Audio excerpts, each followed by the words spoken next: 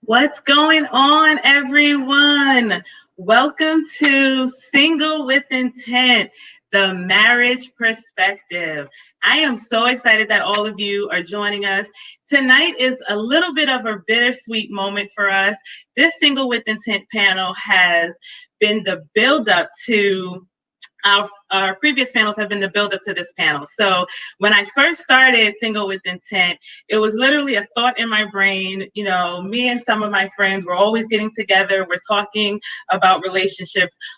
Just about everyone on this panel here, the ladies especially, and all of the females from the previous panels, we talk about relationships, and we talk about, just being single, even though they're married. So clearly I'm the single one, but we have all these great conversations. So I did that because I wanted everyone who kind of has questions or who goes through relationships and has all of these, different perspectives to have a space where we can talk about them openly. And it has been a great and super fun ride. The reason why I say it's bittersweet is simply because I said it was going to be a 4-part series, and tonight is the 4th part in the series. So, but I know there's some tears like, oh no, she's going away. She's not going anywhere. I have so many more fun things in store. I have our game nights that we have planned. We have some other amazing Single with Intent content. So please make sure you still follow us. I'm going to give you a few of the housekeeping rules like I always do, but I know I have so many of you that follow us anyway, so you already know.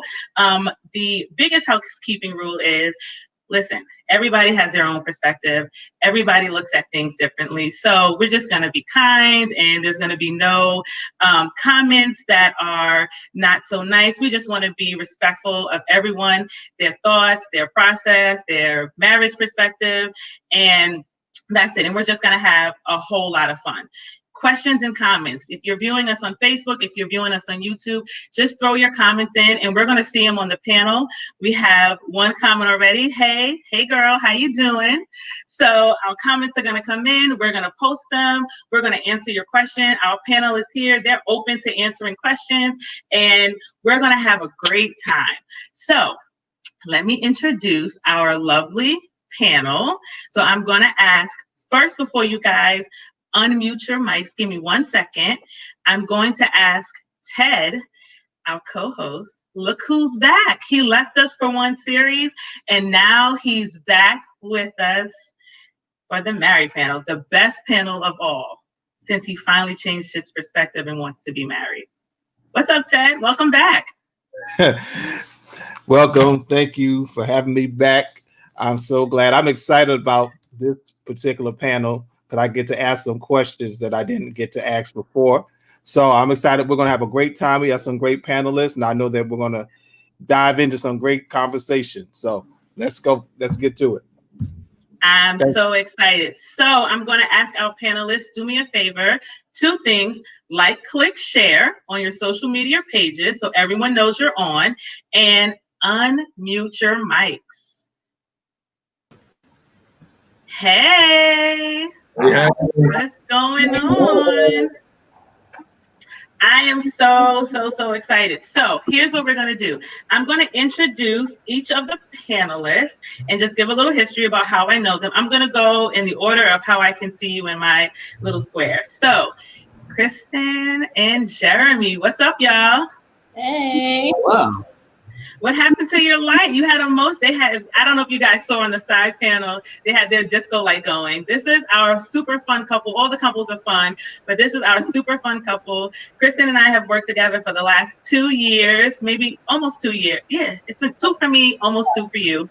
But we became great friends. She is a singer. She's an actress. She has so many things about her. Her husband is literally her equal. They are so fun. He sends us videos at work of fun things, YouTube fun things. I thought they would be super great for this panel. They have an awesome story, and we're going to get into it in a little while. So you want to say, hey guys? Hey everyone. Glad to be here, Steph, and we're excited to have some fun. Happy to win tonight. Awesome. And We have Ty and Lo. So we have Tyree and Lauren. Lauren's been my sister forever and a day. Tyree's been my bro forever and a day. If you have watched our panels, you remember both of their lovely faces from our previous panels, the male and the female perspective. They gave great insight. Welcome aboard. This is I call them the seasoned married couple. They've been married for 20 years, and I'll let them get into their story. So doing anything for 20 years deserves a clap, clap, clap, because I can't do anything for 20 minutes without being annoyed. So clap it up. So what's up, Ty and Lo? Hey, everyone. Hey guys, what's up? What's up? Next in our queue, we have Vincent and Joy. So excited that they said yes and that they were part of the panel. Joy is actually one of my best friend, Brandy's sister. Joy is awesome. When I first moved into my apartment, she was like, I'm in Costco, what you need? So she is the best person. Yeah, she is amazing. I am super excited to have them on the panel. They have a great perspective, and I love the fact that they're an interracial couple. So this is some diversity in this conversation, because there are some interracial couples out there, and they want to know how do you maneuver through differences and diversity and cultural differences. So we're going to get into that. Hi, guys. Hey, Hi. if you can't tell, your color may be off. I'm black, she's white. Just Clearly, I knew that from the jump. And then we have, last but not least, Laveda and Gary, two of my great friends. Laveda is also my sissy. We talk almost every day. She gets me straight. Okay, gets me straight. Okay, so, but she's awesome. I love the two of them. They have a super unique story. They got married I don't want to say fast, but there was a short period of time from knowing each other that they got married, but it was purpose. It was divinely inspired by the Lord. So they have an awesome story. So don't let anyone tell you you can't get married in 2 days. No, I'm kidding. It wasn't 2 days, but if you know what the Lord said, you do that. So they're going to share their story. Hey, guys. Hey. Excited to be here tonight. I'm excited to have everyone here too. So like I always say, let's get into it. First question, and if you followed our panel, some of the things that we've done in the panel, we like to define what we're talking about. So when we talked about being single with intent, we talked about what was singleness. And for those of you that don't know, single with intent means being single with purpose. So everything you do is with purpose, and there's purpose in your singleness. So there's also purpose in being married. So, what's up, Don? So there's purpose in that. And, we always want to define singlehood. We define what it meant to be a woman. We define what it meant to be a man. So now let's bridge those together and let's define marriage. So I'm going to ask each of you, let's go in the same box that we did before, the same go around, Kristen and Jeremy, and then Ty and Lo. Let's define marriage. I'm sorry, but when you do that, also tell us, how did you meet and how long you've been married? Okay. All right, let's go. We have been married for 5 years, or it will be 5 years in November, which we're very excited is coming up. How did we meet? The short version or the long version? Well, it's up to y'all. Now, everyone's talking about we married and we want to go to sleep early, and my panels are 2.5 hours. So they would probably appreciate the short version. Tone with the short version. Okay, so you want to tell it, or you can start and I'll interject. I want the real version, though, the short, truthful version, the parts that you leave out for everybody else. We worked together as bartenders at the Book of Mormon on Broadway, and I was the bar manager and she was a bartender. So I signed a handbook code of conduct that I would not date anyone that I was responsible for scheduling or paying or having responsibility over as a supervisor. I mean, look at her. How could I follow that rule? So so we became friends and we had similar sense of humors. We had a lot in common. Well, actually, and I won't tell this full story, but basically he was starting to lose weight at the time and feeling himself and trying to live the single life in New York City, but he was like a total nerd, so he didn't know how to do that. So he enlisted me to be his friend who would help him like with girl situations. So first I was like, all right, I like had a little crush on him, but I was like, all right, I can't do this. He's my manager. Like, whatever, we'll just be friends. It'll be fine. And after a while of him like asking me for advice about other girls, I started to get like really annoyed. I was like, okay, like do this. I don't care. And so yeah, eventually it took a turn. So eventually we dated. Yes. And so who asked who out first? I think I scheduled her to have the night off, and she didn't have much of a choice. I don't remember. Oh. No, actually, no. It was that it was that we were texting one night, and he like admitted, he was like, I may or may not have a teeny tiny crush on you, but I may or may not be able to do anything about it because we work together. And I was like, okay, I just needed to know that. Okay, moving on. And he asked me to that. So we went on a date, and we dated for a year and a half. And twice in that year and a half, my supervisors asked, are you dating one of your employees? And twice I told them no. And when we got engaged after dating for a year and a half, I proposed to her on a Tuesday night. And that Thursday, they called me into the office and they said, we heard you're engaged. And I said, yes. And they said, congratulations, we have to let you go. Somebody was a rat. And I y'all were dating. said, okay, I understand.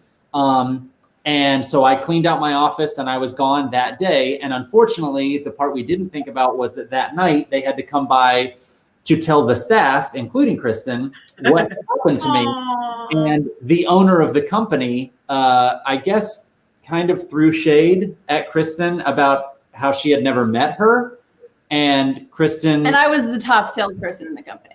So now I was like, she's tried it. You know who I am. Like I kind of got a little bit so Staten Island on Kristen her. got a little Staten Island attitude.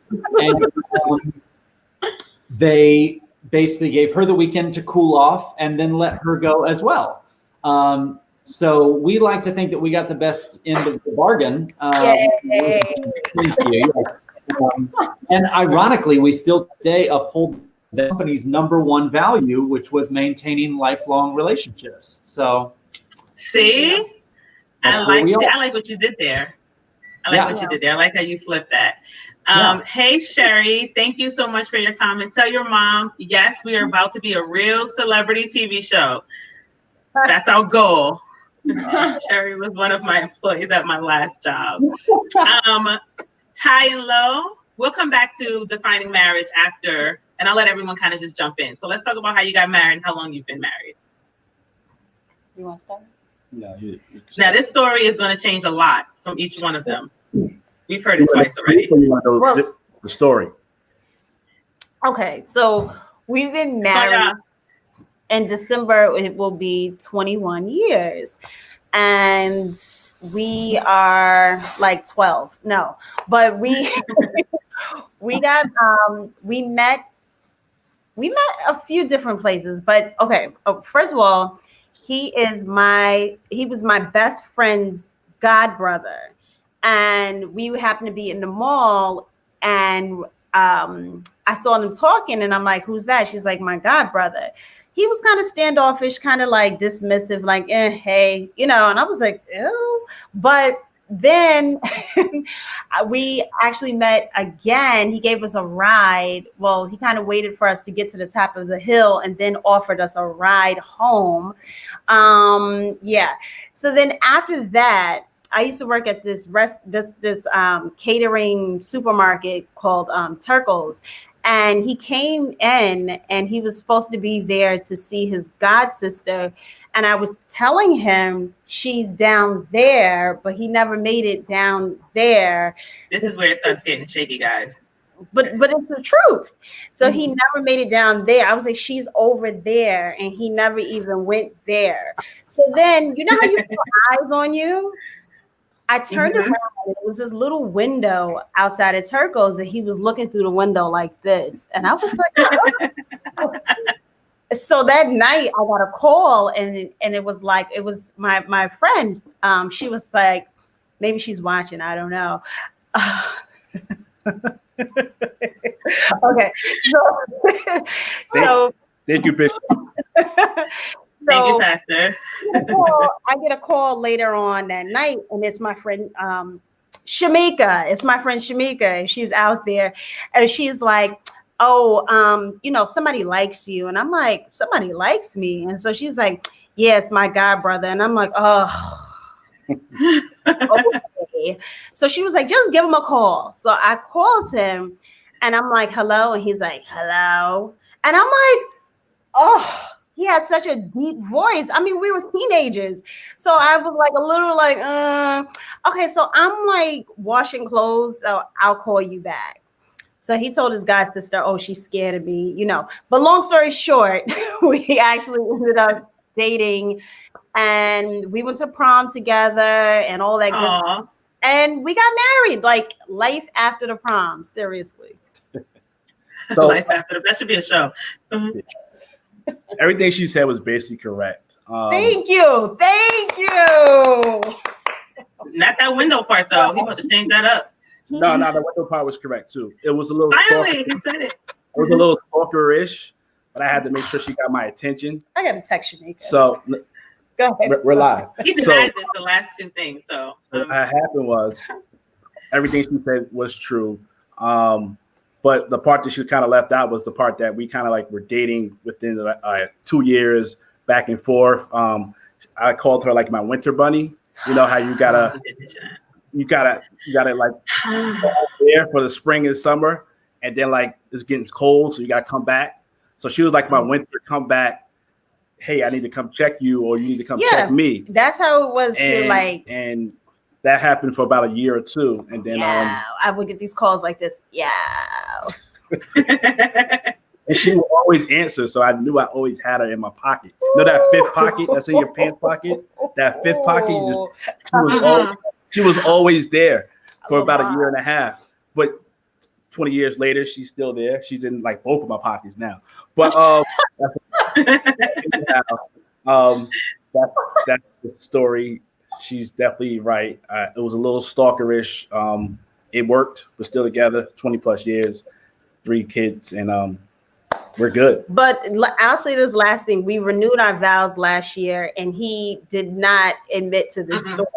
He did not admit to the story. I emceed their wedding. He didn't admit to the story. He didn't admit to it on the men's panel. So I'm very happy you let the marriage perspective be the one where you tell the truth. It's deliverance. Deliverance is daily, and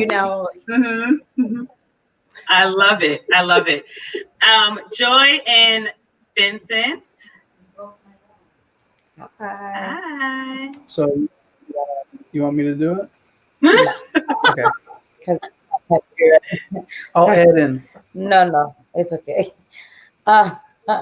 So in October, we'll be married for 12 years. But we have known each other since we were 8. We started dating in high school, like 10th grade. And then we dated all through college and then got married right out of college. So we've been together for a very long time. So we're like only married for 12 years, but no dating anyone else in this time? She wouldn't let me. Gary and LaVeda. So Leah, Leah, she said she's only here for Veda and Gary. She also means me too, because she's my friend. So, but I know what you mean, sis. Hey, Leah. So, hi. You can let her start because I've never heard this story, so I then can't back up anybody. Sorry. Okay. You heard this story, but okay. So we celebrated 12 years of marriage this past August, and our story is unique. We met on MySpace. I do remember Does anybody MySpace. remember MySpace? So we met on MySpace, and we can give credit to Gary's cousin, Jason Griffin. We'll say that he was the matchmaker. And how that came about was I know Jason because he used to do some production audio work with my uncle, and I friended him on MySpace, and then, you know, just surfing along on Jason's page, I saw someone else's page that like popped out. Okay. Oh, that'll be yours. Okay, got it. So what happened was, you know, on MySpace, you can put like a cover video or a cover phrase. You guys remember that? Well, the video that he had posted was of an awesome preacher by the name of Todd Hall. And I'm like, I love Todd Hall. Oh my gosh, he loves Todd Hall. Da, da, da, da. So I go through his pictures, you know, not stalking, just looking around. It's not a big deal. Whatever. So going through his pictures, saw the video. So then I wind up requesting him. He accepted. But in my mind, I'm not like, oh, I'm trying to get at him. I wasn't even thinking about that. So he accepted, and I started commenting on pictures of his daughter, our daughter. So we have 4 children. So our oldest, I was commenting on the pictures, and I guess that was just like, oh, shorty like me. Da, da, da, da. I don't really know. But at that point in my life, I wasn't really giving my number out for those that were interested. I would always say, I'll take your number. And then I would call if I wanted a conversation. So I gave him my number. Yeah.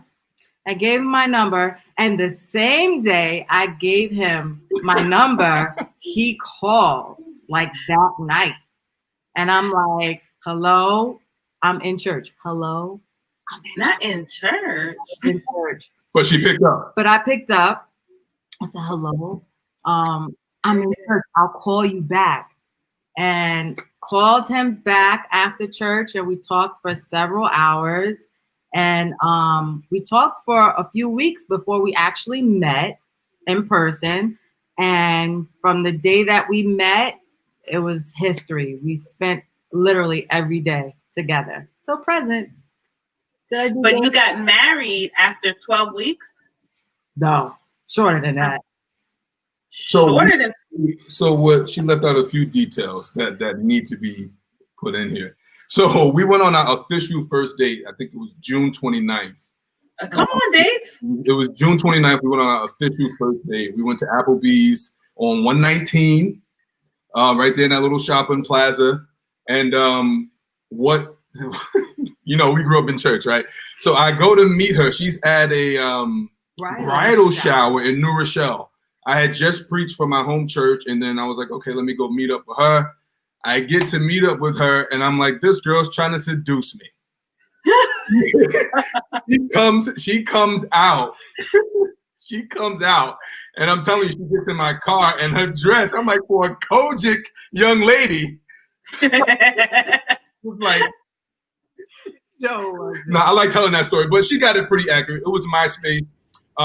She was liking a lot of my photos. We are a blended family. I had my oldest child at 20, but she came right in and welcomed her as her own. But she got it pretty right. We got married after 7 weeks. We met June 29th. We got married August 8th, 2008. Wow. Really unique story. And, yeah, that's us. Listen, everybody in the comments is saying they're reactivating their MySpace account, and I am doing the same. I am asking the Lord, indulge me for a minute. Dear Lord Jesus, give me a 12-minute, 12-week marriage situation, because this got to happen soon. So MySpace is still live? I think it is. It is. I'm going back on it. Go back. We're about to bring MySpace, you're welcome.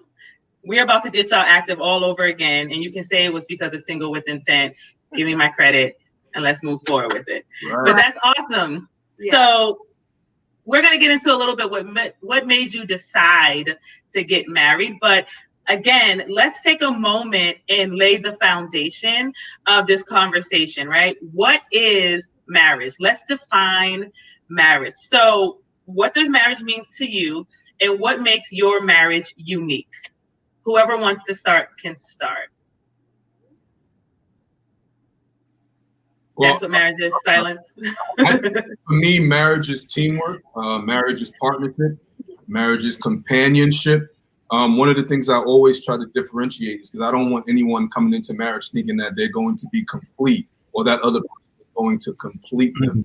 I believe marriage is about two complete people coming together and figuring out where they lack, but it's also two people deciding to complement each other for the rest of their lives.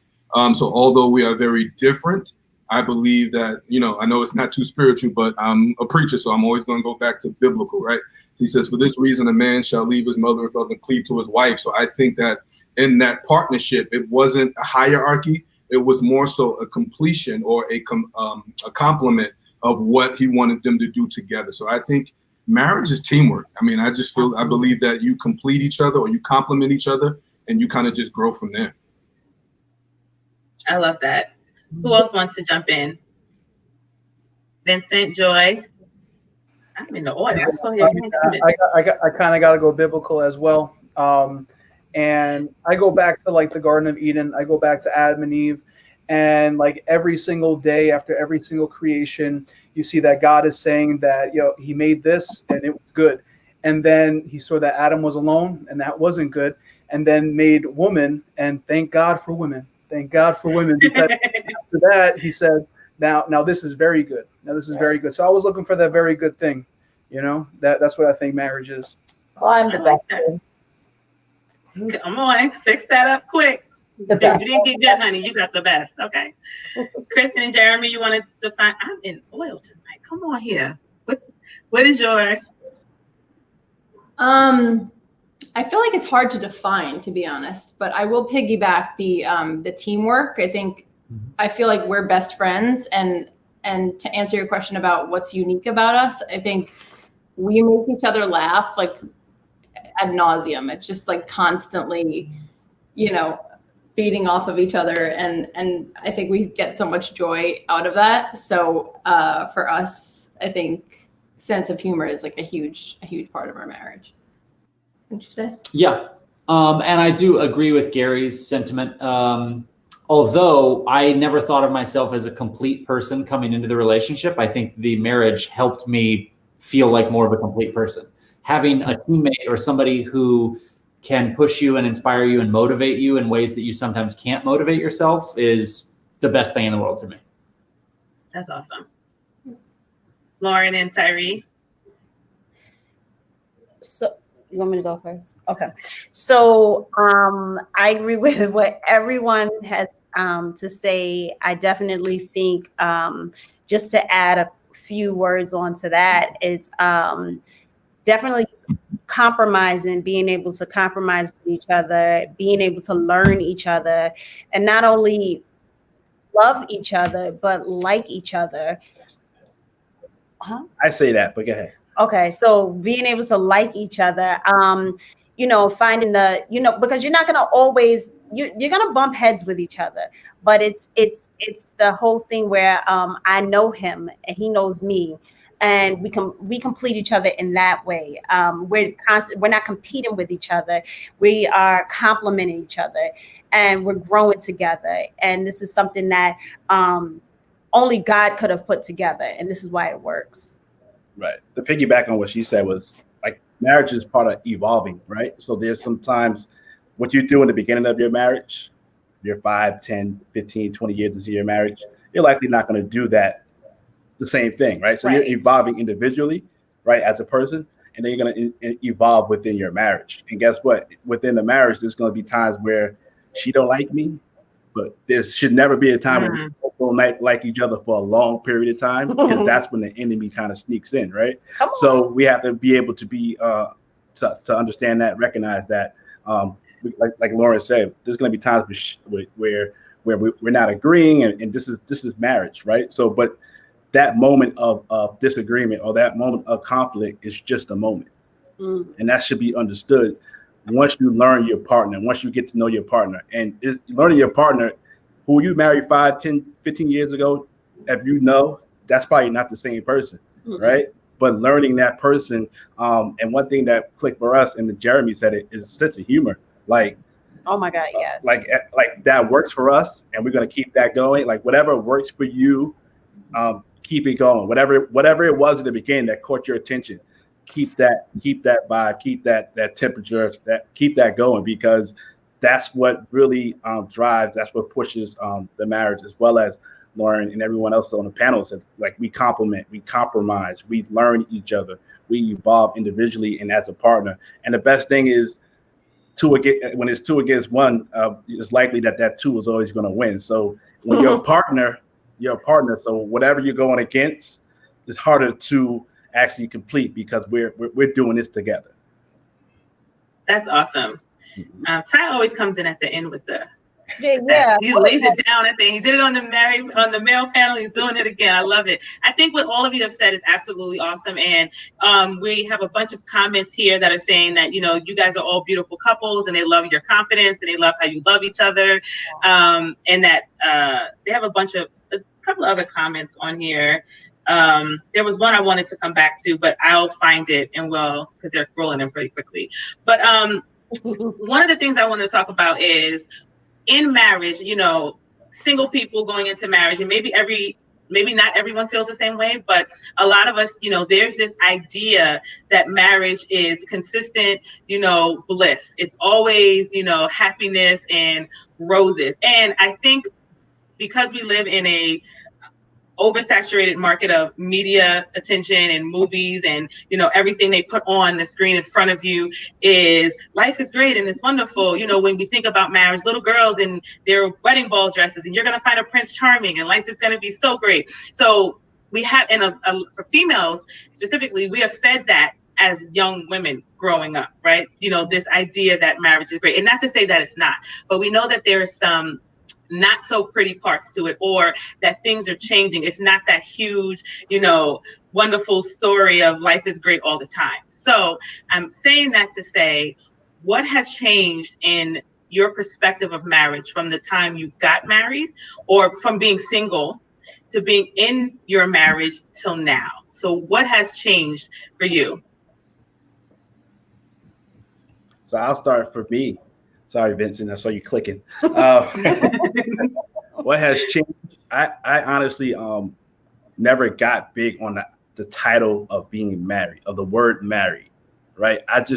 For me, I don't know why, it works for me. So I know this is my wife, and I know we are married, but I never really tapped in fully to the word married, right? And I understand there's biblical things behind it as well, but I'm not a big title person. So for me, we just do things because it needs to be done. And this is why this is how and why it works for us.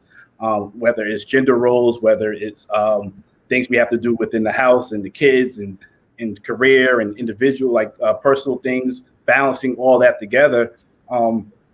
It never was like, oh, you do this because you're this, right? That didn't really work in our home.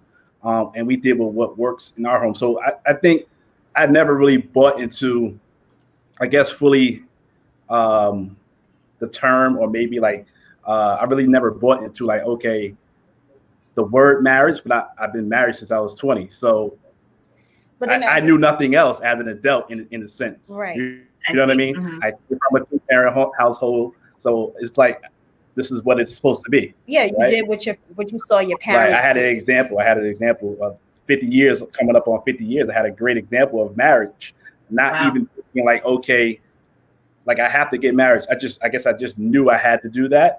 And it wasn't a huge, oh my gosh. Well, at 20, it was, oh my gosh, because I wasn't sure what came along with that. So what has changed is just learning each other within the time, or throughout the time. So I think there's different levels of marriage. Yeah, and you definitely grow.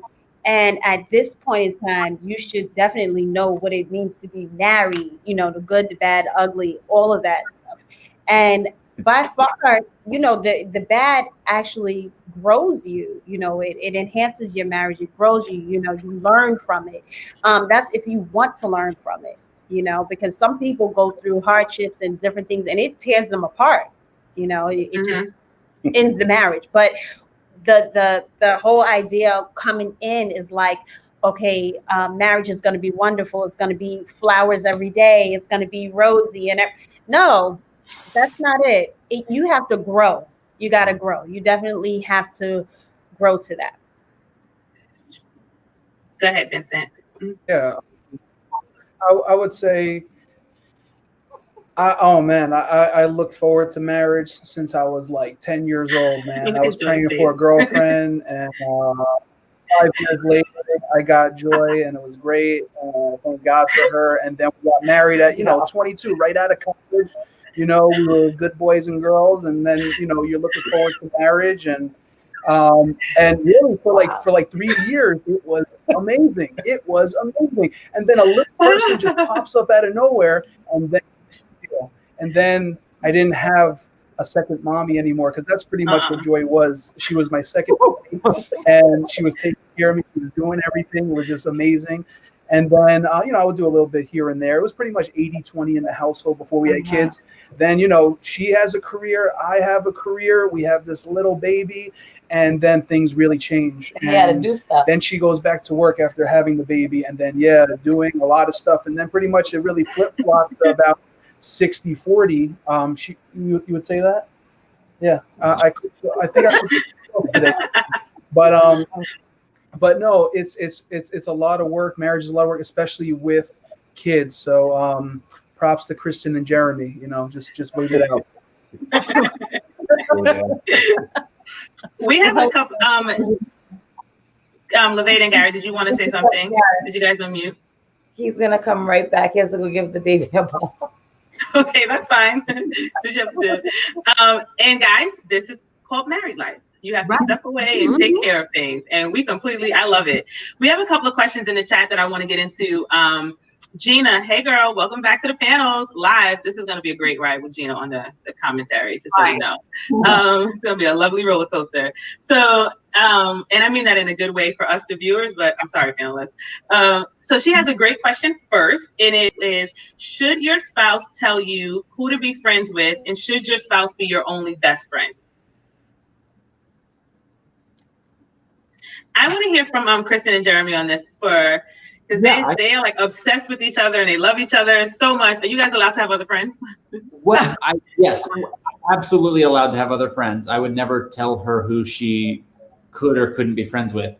I think we do a great job of having our own personality and having a personality as a couple, and then getting to have couple friends as well as getting to have individual friends. The one thing I will say, though, maybe this is just because we're the babies of the married couples and only being married 5 years, is that when you take on, like when you have a spouse, a life partner, somebody that you're sharing the rest of your life with, they can help provide you with perspective of friends you may have who may not be great friends or may not be great friends for you if they're only in that single realm when you move into the married realm. And I'm trying to be as delicate as I can be with that answer, but I think that that's, I you don't think have that, to be delicate on this panel. No, I just think that I'm not saying it's something specifically that can happen or should happen, but I think that your partner could provide clarity on something that you only see or know somebody in a single realm. And once you're married, you can say, is this good for us as a couple, or is this good for me as a married person? And if it's not, that's a separate conversation. But yeah, we would never sit and tell each other like, oh, take this person off your list or this person off your list. We thrive on that. I love knowing that she has those people in her life and I have those people in my life. That's a great point. Yeah. And I think that was well said. I think go ahead. I think the person might have been asking, or should have said, of the opposite sex, because I think that's the key. That's the key word: opposite sex and single, right? So you have a friend that you were friends with of the opposite sex prior to you being married. Are you able to still be their friends and they're single, and they obviously know now that you're married? So I think that's the question the person might have been trying to phrase, because that's a different conversation as well as you grow into your marriage. That's a great comment. Someone also said, what is your take on married couples with single friends? Are you okay with having? Why not? I think you're okay with it, but I think what Jeremy said was key, though. I think like sometimes you start to evolve, and when you're doing marriage, you start to find yourself spending time with people who are like you. Right. So for me, like, you know, I never had a lot of friends. I was always family, or I used to always hang out. My cousins were like my best friends. And I believe, no, my cousin Greg was the first one to get married, but after him, I think I was the next one. But what happens is once you get married, you start to relate differently. It's not that you negate them or push them to the side, but you can relate better to people who are in the same situation like you. So it's not like you just get rid of them and say, we can't be friends anymore. You push them to the side, but there is a space for them. But I do think it kind of shifts when you get married and you start to find yourself with, you know, hanging around people who are like you, because the conversation tends to be different. Like there's certain things I can talk to about, you know, with my married, the husbands that are married, as opposed to my single friends, because they won't understand the same plight. Like my cousin jokes all the time. He sees marriage as, my cousin Josh, he always sees marriage as, he doesn't see it as accountability, he sees it as checking in. So he always has this joke where like you got to check in with your wife, and he won't understand that it's not checking in. It's called being accountable to the one you spend your life with. You know, and so him as a single person, he says, you know, I can't see that. I can't having to call someone to tell him I'm stopping here before I come home, or certain things like that. So I don't expect him to understand that aspect of it. As opposed to another brother of mine who's married, they understand, like, if we're both out and I get off at 4:30 and my routine is to be home by 4:45, 4:50, 5 o'clock, it's not like, oh, let me check it before I get in trouble. It's like, let me make her aware of where I'm going or what's happening, so she's not concerned, so she doesn't have to worry about where I am. And most of my single friends will see that as, oh, you got to go check in. So it's kind of. I absolutely agree with what you said, Gary. And but you don't diss your single friends. You don't push them to the side, because believe it or not, your single friends. Why? Yes, we wouldn't be friends. So your single friends are there. Like, okay, so you shouldn't be, as a married person, gravitating more to the single friend and the things that the single friend is doing. If they want to be married or whatever, they should be learning from you. I've had a lot of single friends that have like kind of hung around and they're married now. And it's because, you know, they oh, I didn't realize that was the way this goes, or I learned so much from you as a married woman. So I learned a lot from you, from your marriage, obviously, as a single woman. So I don't think it is wrong to have single friends. It's just kind of some boundaries. You know what I mean? Yeah, there's boundaries there. Boundaries and balance. Yeah. Yes, and balance, correct. I think those are all great points. I think what it seems like you're all saying is, it's the same thing if you're not married, right? As you mature and as you get older and as your life changes, the people that are associated with you change. And you do that as a single person when you have a career and you can't stay out late anymore, or when you're just in a relationship, you don't maybe do whatever you do with your single friends as often. Or, you know, we sometimes say, you know, when you get to a certain level, the people that are not on your level kind of fall away. It's because, not because you don't want them to, some people do, everyone doesn't. But like you said, there are boundaries in marriage. And Lauren, you kind of took what I was getting ready to say. It is beneficial for single people to have friends that are married, or to stay friends with their friends once they get married, because it's a learning experience.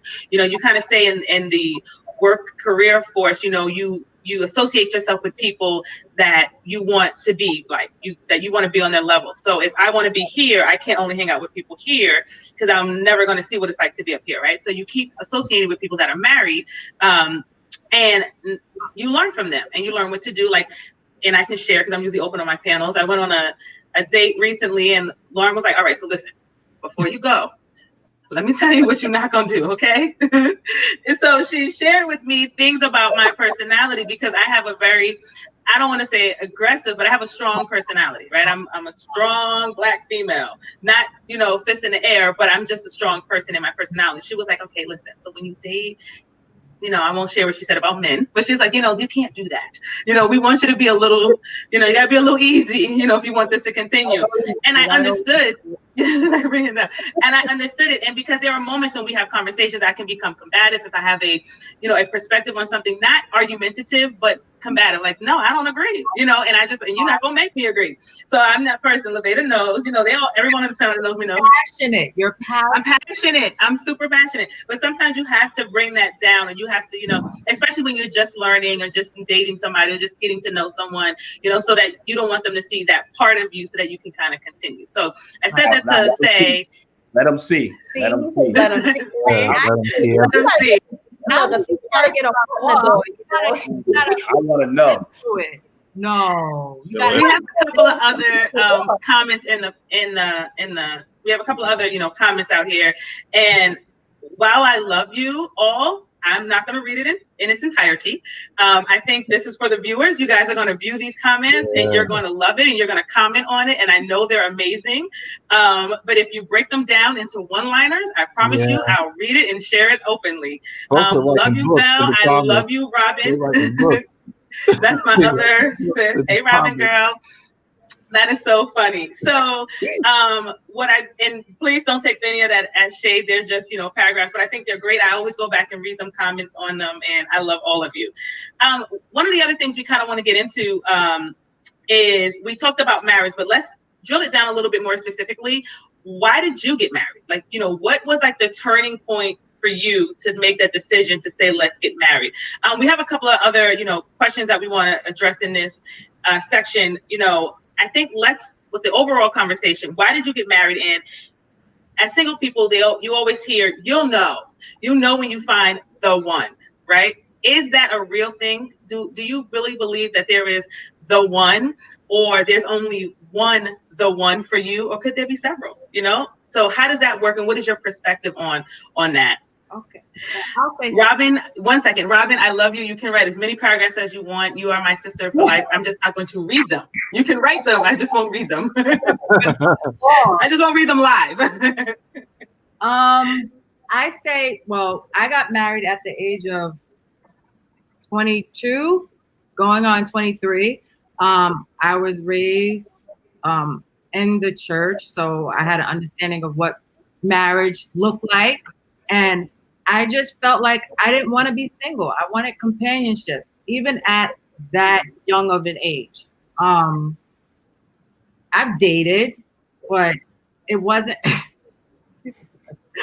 But when it came to the point in my life where I was thinking about what I wanted to do career-wise, how many children I wanted to have, if I wanted to have children, what did that look like?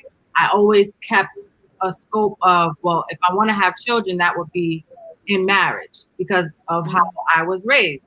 So got married young, but because of what I seen regarding marriage, it wasn't like a question, should I not? I think I'm a unique person. He's a unique person, and we just bring our uniqueness together and build off of it.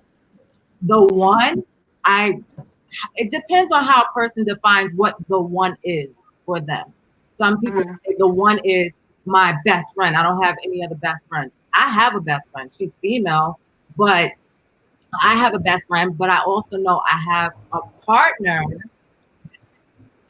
that is my companion and that brings me pleasure and I can evolve and grow with and mature with, and we enjoy life.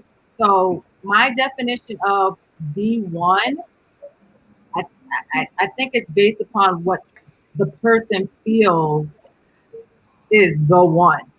Are you my one? Yes. I'm not marrying anyone else. He's stuck with me. Point. He's stuck. We have 4 children. So the goal of marriage is though, make sure he get his physical so he can live strong for a long time. You're right. Back quickly. I think for me personally, I didn't grow up in a household where I had the image of a marriage. My mom was single. My dad was around, but he wasn't really in the home.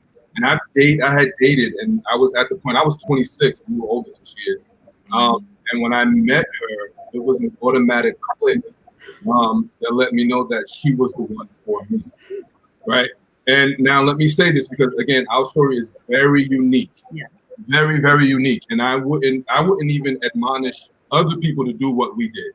right? But because and let me doing it. I'll tell you why. Because we got married in 7 weeks, and to be honest, our first few years were brutal. Brutal. Like they were literally brutal because we had to learn each other. We had to fight through, getting to know each other and all the other things that we didn't get to have in the beginning. But what I knew for sure was that this is who the person I was supposed to spend the rest of my life with. From the first day I met her, I knew that. And then you look at the 7 weeks, it wasn't just a, hey, let's get up and go get married. Again, I know it's not too spiritual, but we're spiritual people. So it's let's pray, let's connect, and let's really fast and pray about this and see what God says about it. Right. And he ordained this and where we are now because we submitted to the Father and we knew that we were supposed to be together. If we met and would have waited 10 years? I don't know, she wouldn't have waited 10 years, but if we would have waited that long or 7 weeks, whatever it was, we knew that we were supposed to be together. And we're still standing today through the hardship of the first at least 3. That's probably being generous. Maybe a little longer. Because we had. I was going to say, do you think because you were married within 7 weeks that it was harder for you? Absolutely. Or do you think if you would have gotten married after a year, you would have had less? No, it was harder. It was harder because we got married so quickly. I don't agree. Oh, well, I'm not going to say I don't agree. For me, I don't think it was harder. Only because, some people, when they meet, they date. There are some that move in together because they want to get to know their spouse a little bit better. But I think a lot of our hardship was because we didn't know one another, but yet we took the time to learn one another. Who's to say that if him and I dated for years, that I would have married him after finding out all that I found out about him? But because of covenant of marriage, I was like, no, I know what God said to me. I know what I felt in my spirit. So I'm going to work through this. What am I going to jump out of it for? No. And we grew in love. We grew in understanding. And look at where we are now. Now, no marriage is perfect. We have our moments of disagreement, of where our communication is stretched and we have to learn another way because we're ever changing. But to piggyback what someone wrote, were we prepared for marriage being in the church? In a way, yes. I wasn't. Okay, you weren't. Me, yes, a little bit. But you don't really get to the nitty gritty until you finally make the decision to be with that person. So I don't know if I would have married you, having known you for years, but I think it was, for me, I don't say I resent it. I don't, because I learned me, I learned him, I learned us. Yeah, quickly before you move on, one of the things that it taught me that I learned in the beginning was that I was so selfish. And I did not think that about myself until I got married. And she started to point certain things out, and no matter how bad it hurt me, I had to sit down and eat it and say, Gary, you are a selfish individual. God. God. That is interesting. So you learned who you were. I was a trigger. I triggered certain things in him. Yeah, absolutely. And I had to realize how selfish I was. Yeah. That's good to know that you learn things about each other. So we have a question from Melanie. Hey, Melanie, that's Kristen and I's co-worker. So I'm going to do 2 things. I'm going to ask Kristen and Jeremy to talk about why did you get married and do you feel like you were the one? And then I'm going to let this first question, I'm going to let the 2 of you take it away because she's our colleague. So you get to be the first one to answer her question. Yeah. In regards I don't know that she wants my answer, but okay.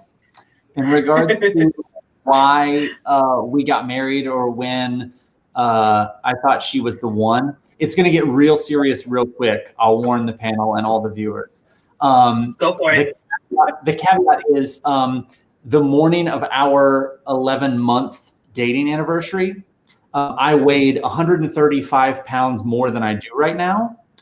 And I had a heart attack at 27 years old. And Kristen was there to call 911.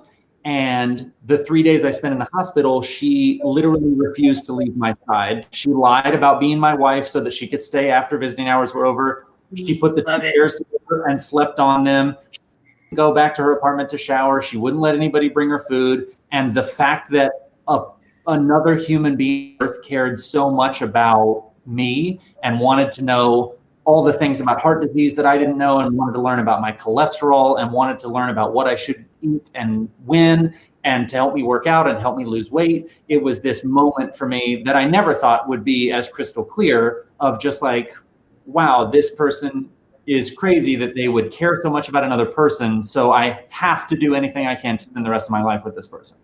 So that was, yeah. I love that. And that's so Kristen. She's such a sweet pie.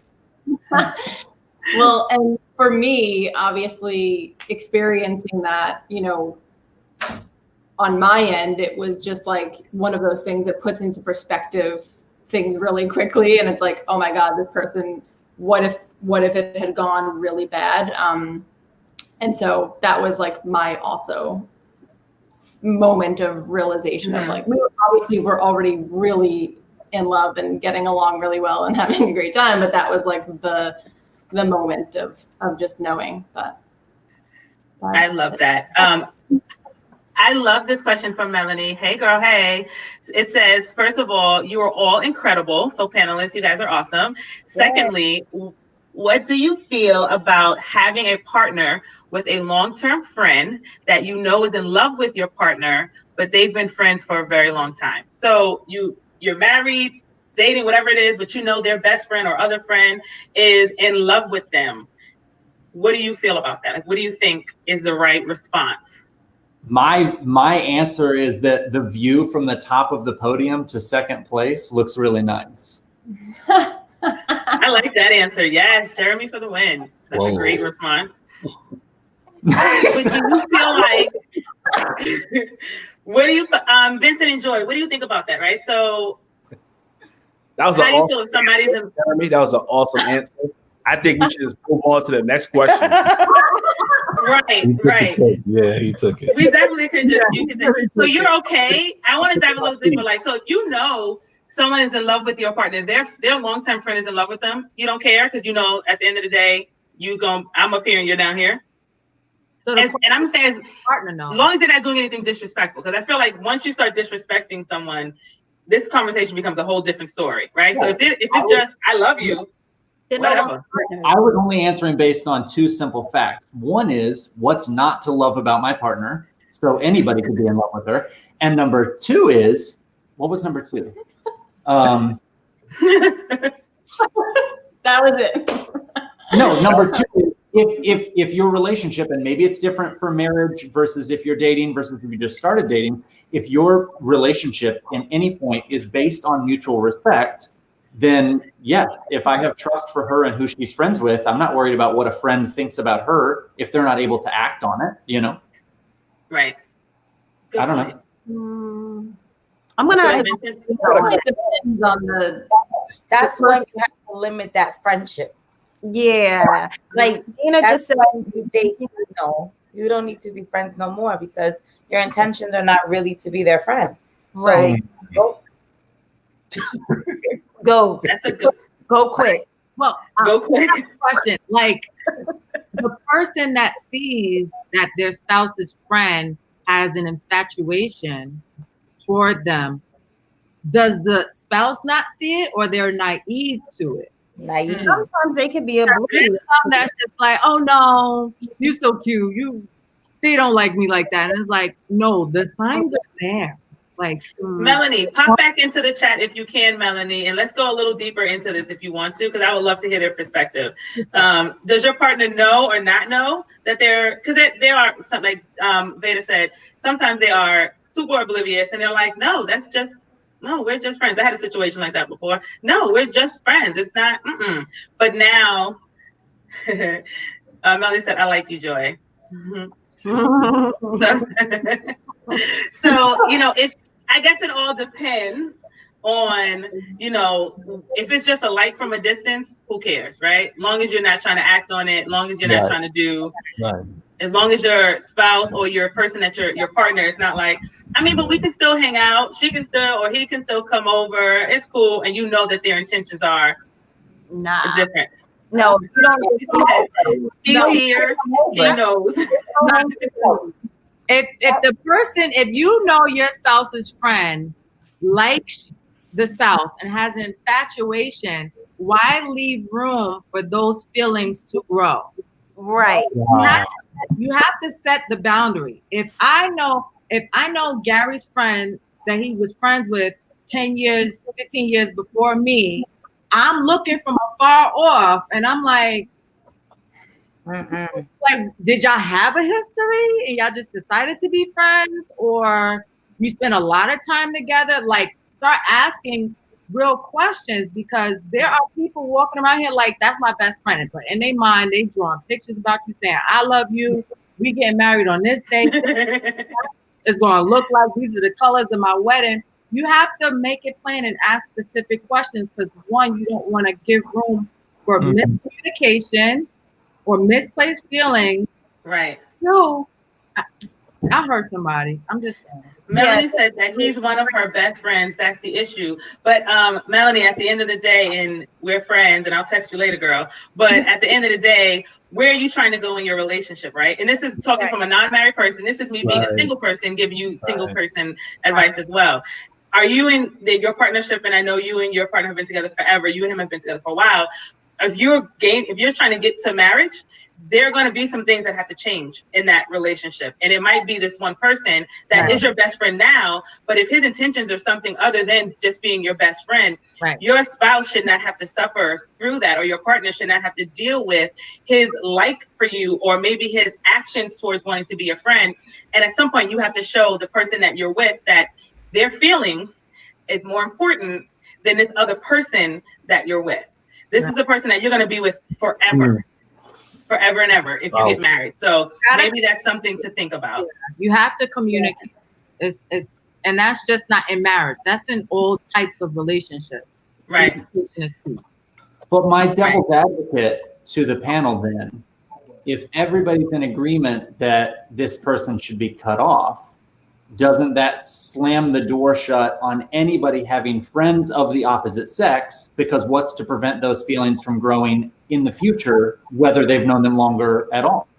Because we're all friends. So now we've decided that being married means your spouse has no friends of the opposite sex across the board, because what would stop those feelings from growing for the other person? I'm not talking about Melanie's feelings. I'm talking about the friend's feelings. Right. But what if, so my question then is, if it hasn't grown in the last 10 years, what's going to make that flip later, right? That would be kind of weird to me, you know, or maybe unless they were harboring these feelings and they never said anything about it later. But I don't know if we're saying, and this is, I'll let the married people talk as well. I don't know if I'm saying that you have to cut off every single friend. I think we're cutting off the friends that have other intentions. Right. So now if we get to another friend that's like, oh, guess what? I was in love with you too. Well, now you got to go. Everybody keep your feelings to yourself so we can have friends outside of this, because you know what the end result's about to be, right? So I think ultimately it comes down to this. Like, if they're your friends, they wouldn't disrespect your marriage. That's right. Right. And that's it for me. Like, if once it becomes disrespectful, then you got to go. You will never, well, not say never, but at this point, we can't be friends any longer.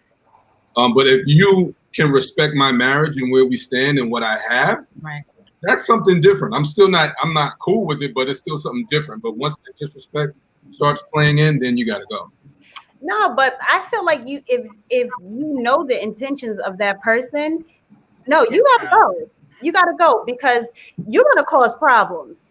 Yeah, that person is gonna cause problems. It's one thing to have friends of the opposite sex and like, okay, that's my friend over there. But this friend is close to me. This friend is like close to me and checking for me. That's a problem. That's a problem. I think boundaries is even like pushing it. Like, they gotta go. No, because then they're not your friend. They gotta go. Right. That's just They're single with intent. they're single with intent, Melanie. Your best friend, Melanie, is single with intent. Okay, he got now, and it's you hard. know better, right? Go ahead, Beta. And it's hard not to dismiss that person saying, "Oh, this is my friend. This is my best friend." In your mind, yes, they're your best friend. You probably shared ups, downs, all of that. But if you're pursuing with purpose, if you have a goal in mind, you always have to evaluate where you are, what strategy you're gonna have to get to the next place that you want to be. So if it is that I want to settle down, that may not look like I'm going clubbing or I'm hanging out lounging or I'm doing all that. I'm gonna have to make changes of my behavior. And if that behavior means, okay, I love you, but I'm moving in a different direction, that's okay. As long as you're doing it in a respectful way. And I'll end it with this before we go on to the next topic. Melanie, if they're your friend, they're going to be your friend, right? And if they'll understand that I have to cut this off for whatever, because I'm moving forward with this marriage, relationship, whatever it is, and my partner does not want me to continue in this friendship. And God forbid something happens and that marriage doesn't work. If that's your friend, they'll be there for you. Right. To pick it up over again, even if there was a gap, friends will be friends, or if something traumatic happens, they'll be there. But I feel like if their intent is different and they are acting on that intent, you want to be careful around those situations. This is now when we get to the part of the segment where I turn it over to my co-host, who I call the colorful commentator, and he's going to. You already see he got the position, the hand. Right, he's ready. If you watch my other panels, it's about to get real. So, expectations in marriage versus reality. Okay. Get into it. Oh, did we answer the question about how do you know have you found the one though? We can go back. Some of them answered, but we can we can go back and say. I'll go to the I want to do this a little different. Go for it. I want to do this a little different. I'm going to ask all the fellas to tell me, what did you wish you knew before you got married? Then we'll go back to the woman of our panel. So I want all the men to tell me, what do you wish you knew prior to getting married? Oh, I'll go first, gladly. I am one of those people that if I'm only 5 minutes early, I'm late in my head. So I wish I knew that I needed a partner who cared about being on time. Mm. Mm.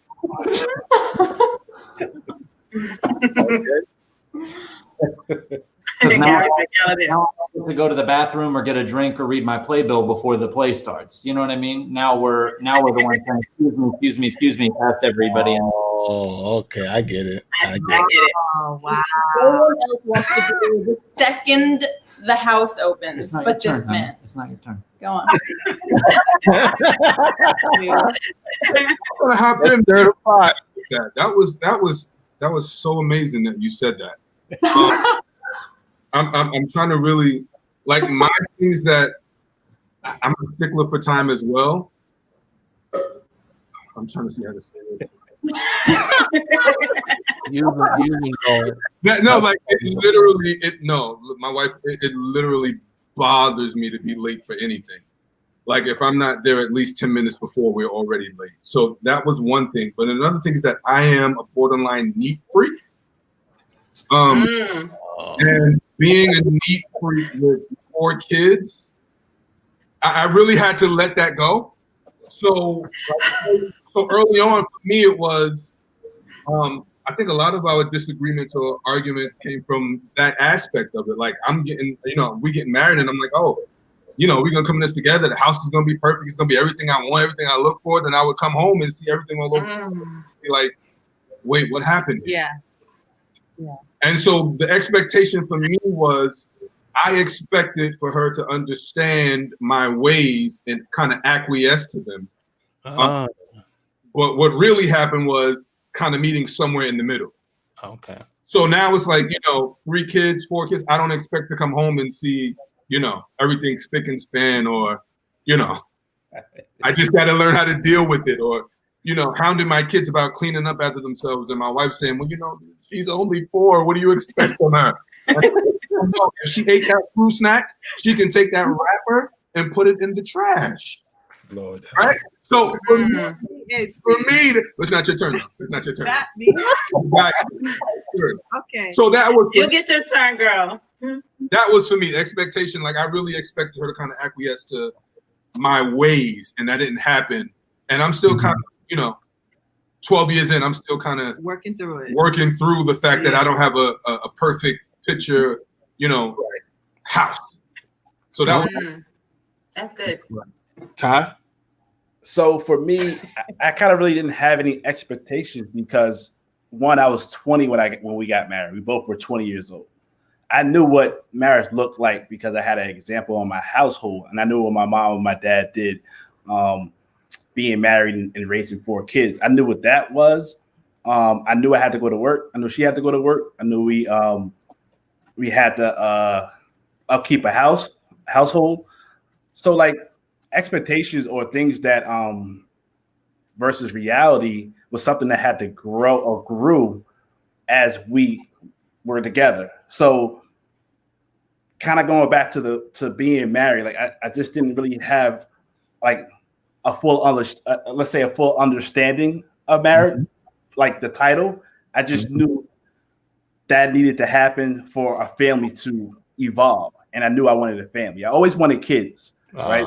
So, but being in a household with 2 parents and 3 siblings, I knew I wanted a family. I knew I wanted kids. In order for me to have kids, I should be married because this is my example. And I didn't grow up in church, so I didn't have that background. So it's like, all right, I want kids. And to kind of piggyback on the when you knew that person was the one, us going back and forth between the summer and the spring, whatever the case was, like I always knew like if I wanted to settle down, like Lauren would be the one I settled down with. If I wanted to go play at 17 years old, because that's what we did as boys, I would go play. But when I was ready to get serious, I knew who to go to. Thank God she was still available. Well, you know, that was divine purpose anyway. But so expectations and reality, a lot of that stuff just grew on us because we had no clue. We both came from a 2-parent household, but we were 20 years old, right? So we were still young kids, young adults at the time. So we knew we needed to get married. We knew we had to raise our children. We just kind of went with the flow of things and what worked in our household. And like gender roles went out the window. What else went out the window? She can't talk now. Whatever was in other households wasn't really normal in ours. We was very untraditional in some ways, in some aspects. Because we got married, we was like one of the few, if not the first around our age and our friends around the time to be married, to have kids, to have our own first apartment. It was rare. So it was like we were 20 married with nothing but single friends, right? So we had single friends coming over, and to this day, they honor that, respect that, and like you guys were the cornerstone or were the pillar of relationships in a sense. Good, bad, and indifferent. You know, we went through it all. 20 years, you're gonna go through everything in a sense, and we really grew within each other because we had honestly no clue at 20 years old. I'll speak for myself. I had no clue at 20 years old what I was really doing, getting married. Honestly, I was at 41 years old now. I'm like, okay, I can't imagine. I can't imagine it any other way. Because she's sitting next to me. I would have said it. No, that's because she's sitting next to me. Jeremy. So that's my story. I'm sticking to it.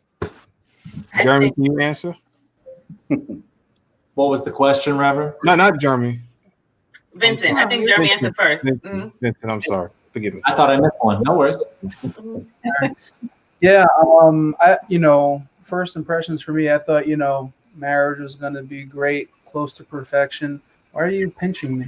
But yeah, so and like we said once before, sex every day. Sorry for the members and family that are watching, but yes, your pastor, and I'm a man. So but yeah, so yeah, you're a confused man.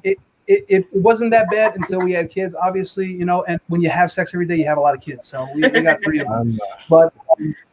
But yeah, and then really, really good food. And, like I said, like before we had, you made really good food. And so I copy off of her recipes. I just see her make it once. Now I make it. Right. So it was like, I didn't know I had just, classic gender roles in my head, I guess, because she was always talking about being a nurse and working and everything like that. And we knew we wanted kids and stuff. And so I never thought I would be the one taking care of the kids mostly. And so, yes, the roles definitely switched. And after our second child, like I think for like 3 or 4 months, I was in denial that we had a second child. I'm not even being funny. Like it was really sad. And then after 3 or 4 months, I was like, oh, okay, we have a second child. Things have changed. I need to do more. So I started to do more. And then the third child, oh man, I think I just realized we had a third child yesterday. Yeah, probably. So, but like, yeah, just having to do a lot more than I thought I would have to do because Joy is just like a superwoman. She's Wonder Woman. But when you're working, 12-hour shifts and, you do a lot in the church as well because, she's, I hate to say pastor's wife, but, first lady, whatever you want to call it. But she does a lot in the church as well alongside of me. And so she is tired almost 24/7. She lives on coffee. And but yeah, so I really had to jump in there, so but yeah, that's what I thought marriage was going to be, and marriage is very different, but we're kind of hopefully getting in a groove now that the baby is getting Now that older. she's here. Yes, I have 3 kids. Can I just add real fast because we got married early and had kids early as well. So like now we're in like a whole other phase, and Gary sees us. And Gary's, I can say it, right, Gary? You're a little jelly? A little jelly? A little bit, yeah. Jelly, right? Okay. So Gary's a little jelly. He sees us, we're walking, we're talking, we just whatever, we just be us, right? So, but it was a blessing that we had the kids early. We had kids in our earlier ages. I can't imagine being 41, having a 2-year-old and a 5-year-old. Like, that is not life. But anyway, to each his own. To each his own. To each his own.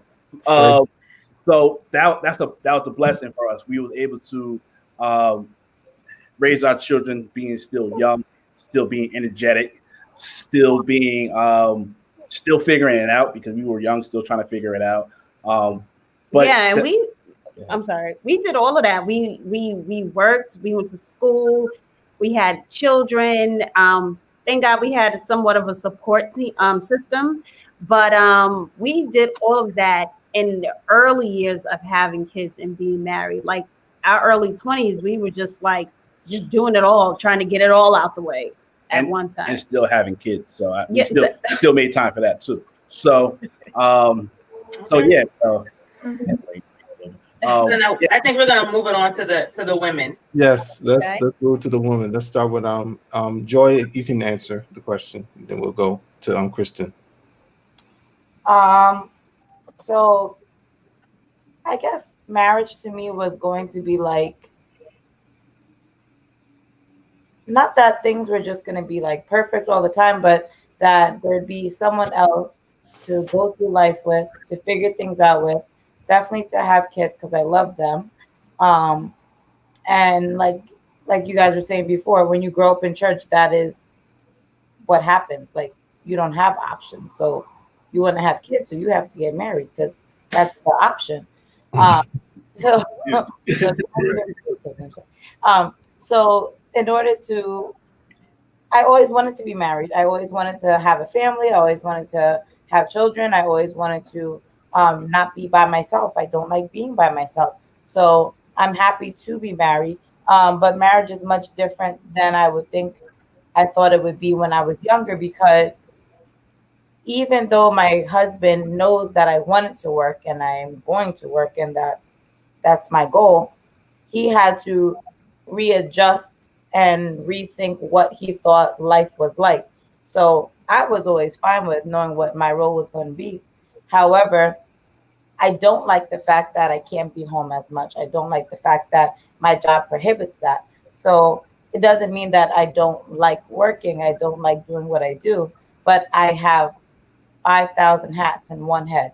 So trying to juggle all of that is a lot.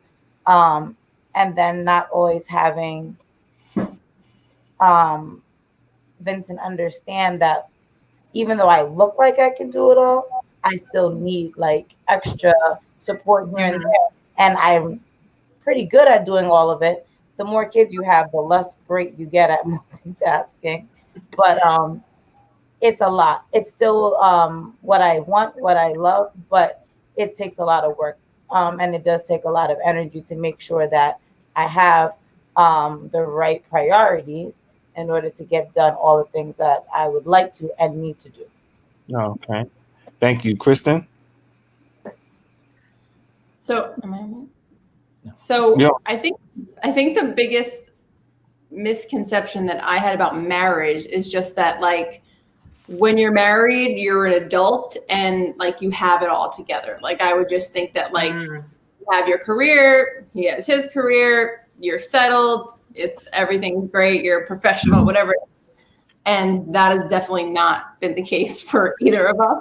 We are still kind of navigating through that. We, have both gone through like different career stuff and those kind of challenges. But the good news is, we always navigate that together. So at least we, at every turn, we kind of have been figuring it out. We're still figuring it out. But I guess that was the biggest misconception for me. Oh, okay. Whoever wants to jump in next? Huh? Whoever wants to jump in. I'm going on the beta. Yeah. Okay, I'll jump in. So for me, when first of all, growing up in a household when my parents, kind of like almost like a strict household, I saw my dad, he was like the enforcer. And for some reason, I kind of geared towards him. I kind of like gravitated towards his style of parenting and being a spouse. So when we got married, I was very headstrong on what I wanted things to be like, on what I wanted the apartment to look like, what I wanted the furniture to be like. And I was like, this is how I want it. But I learned early on, and I'm going to say within that first year, that I had to fall back and let my husband be a husband, like let him be a man, And so I would say my expectations coming in is that things were going to go this way. I was going, I'm going to do this, I'm going to do that. This, I know how it's supposed to be done because I saw my dad do it, and this is what it is. And literally, it wasn't that way. It wasn't that way. I really had to like calm down and just like ease up and then just let things flow and let him lead. I had to learn that. Wow. That's good. Okay. I don't recall really having a bunch of expectations. I guess because the way in which we did marry, it was more so make sure you communicate, make sure you speak, make sure you say your piece, because I grew up timid and shy and not expressing myself. And it was something, I guess, when I turned like 2021, I'm like, no, that hasn't been working for me. So now you have to say how you feel, not to say regardless of how the other person receives it or perceives it, but make sure you speak your piece. And whereas I come into a relationship and he wasn't the biggest communicator. So kind of come off very strong, like, and his perception was, oh, just because you said it, that makes it right. Like your way is the way. So it was learning that balance. Like I always knew he had an opinion, but how do both of our opinions, how we bring them together and make it work for our household. Right. So it was being strong in communication, but not understanding that there's a balance in communication and that there's a gauge. That is so good. That's really good. That is so good. I think they covered the questions. I want to hand it back to Stephanie and let you. They did. I do want to hit some of these questions that are in the chat. I want to go to the first one that Gina brought up. She said, with all that you all have going on, do you schedule the intimacy or do you sneak it? And how do you keep each other happy on different schedules? Everything. Tyree. All of the above. Or whatever you gotta do to, and what is intimacy? Because intimacy is not just intercourse. It could be non-sexual touch or communication. So how do you define intimacy? But whatever you need to do to. They talking about sex, child. You better know that. They talking about sex, child. That's what they talking about. Well, listen, you gotta ask it, make it clear. But you're right. Mm-hmm. Whatever you need to do so that you both stay connected, that's what you gotta do. How important is that, right? On your scale of marriage, is it because people say on our men's panel, they were very strong about saying, what you think a woman, if you're not giving it to the man, he's not sticking around. When you get married, is that the same? Do you feel the same way? It's necessary. It's very necessary. And I'll say it's funny that we're jumping in like this, right? But like it's necessary because you don't want to leave space. And listen, I'll take it spiritually. You don't want to leave space for the enemy to work. And so wherever you need to. For the non-spiritual people, she means she don't want somebody else coming in talking to your man. Right. Okay, that's what you're trying to say. Space and opportunity there. You make time for each other, and like Tyree always says, you find your spouse and you make that time. Agreed. Everyone on the panel. I also want to add. I think once you are married, communication comes in, right? Because like Eugenia said, your spouse may want it more than you want it, but you need to talk about needs, right? Someone may need to have sex every day. The other person may not need it every day. So what's the compromise so that the other does not feel slighted? Don't you have to have those conversations? Wow, that's good. Sometimes you have to put yourself aside. Yeah, you have to do it when you don't want it, right? But whatever. Right. It's not good. Can you guys say that? Oh, so I was saying, so sometimes you have to have sex when you don't want to. Is that what you're telling us when we get married? There we go. Just checking. It's not a chore. Don't treat it like it's a chore. You have. It's a part of your relationship. It's pleasurable. Those that are believers, it brings glory to God. So. At the door. She says, "Drop it at the door." This, but you know what? Single people. Well, but I think one of the unrealistic expectations, right, or one of the misconceptions possibly that single people have, and if I take it, to church or Christian, we're not having sex until we're married, right? We know everybody on this panel that loves Jesus didn't do it, and all right. So, but what we're saying. And in the comments, in the view section, with the viewers, that's what we believe. Okay, we know the people's out here doing it, and that's fine. But one of the things people say is, and single people say, and it's a conversation. Y'all were all single at one point. I want to get married, so that I can hurry up and just have sex and won't have no type of conscience about it, and it'll be fine because we're gonna be getting it in all the time. Yeah, that's a myth, and it just doesn't happen like that. It's life gets in the way, and sometimes, just to be honest, and I know anyone on this panel, but I'll speak to my ladies, sometimes you're a little tired, you are a little exhausted with your day-to-day, but you make time for that, you make time for your spouse. You have to make time. Like, it's a compromise, but you know what, I want to please my spouse, right? Who said that? That was the colorful commentator. He has the name for a reason. I think that's all great. I think that's all great advice. I think, what we're telling those that are single when you get married, that all of these unrealistic expectations that you have, or these beliefs that you have about marriage, kind of put them aside and don't go into it, full speed ahead, thinking that everything that I think is going to happen, because it's not. Marriage is going to change. There may be some truth to it, but there may be some variations to what it looks like. But if you set the bar to this is what it has to be, there's going to cause some type of conflict in your marriage. And I think with that, we are getting to the very end of the panel very quickly, but that starts to talk about the diversity in marriage, and every couple has a different story, but there are cultural differences and lifestyle changes and family adjustments that happen when you get married. So when you marry someone, some people say, I'm marrying you and not your family. I'm not marrying your mom or your dad. I'm not marrying you. It's just about you.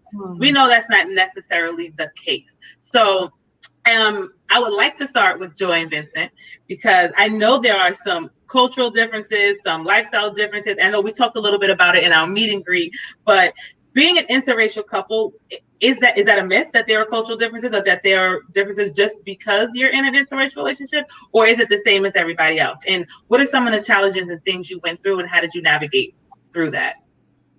I think because of where we grew up, there's not such a big clash. However, for other people, there's more of a clash, because we don't have arguments like about being black or being white. We just have arguments about stuff. But when other people's perspectives come into play and how other people think, then we're like, have to take a step back and say, is that why? But I don't think so, because we kind of grew up in the same area. We grew up similarly. But like we were talking about before, our households were very different. Like my parents were strict, Christian. You're not dating nobody till you're 18. This is not happening. Like I gave her a ring when we were 15 to get married. You are so full of it. Just not in the Bible. That's what her dad told me. Anyway, so like I would but also Vincent's parents, his parents weren't Christians until about the age of 8 years old. So when he was 8 years old. So that household lifestyle was also different, because he became a Christian later in life when he was 8. Meanwhile, I was in church from like forever. So just the way they parented was different. The rules were different. The things that they allowed were different. Also, like my mom's family is church. And my in-laws' family, their immediate family, they were the only ones that were Christians. So even that was a big difference. So going into like their family atmosphere, I never felt weird or awkward or like I'm the only Black person here. Like it wasn't really a big deal. My house was the same. My mom doesn't see anything. If you're a person, you're a person. She doesn't care. But she also grew up in the era of civil rights and all of this stuff. But she grew up in Yonkers like that. Meanwhile, her cousins grew up in Virginia like that. So their outlook is different. But our family is very diverse anyway. My husband's side of the family, he has cousins. There's 8 of them from one set of parents. And half of them have Black spouses. So we're very diverse. But it all and also my mother-in-law, she is Puerto Rican as well and Italian. So we kind of just all mesh and we don't really see it, but we have had people see it and people comment on it and people say, oh, well, that's because he's white. Oh, or that's because you're Black.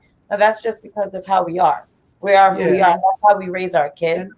It's a little bit confusing, I'm sure, for them sometimes when other people comment on things, but they only grew up seeing their white grandparents and their Black grandparents and they're their grandparents. So the difference. This is their life.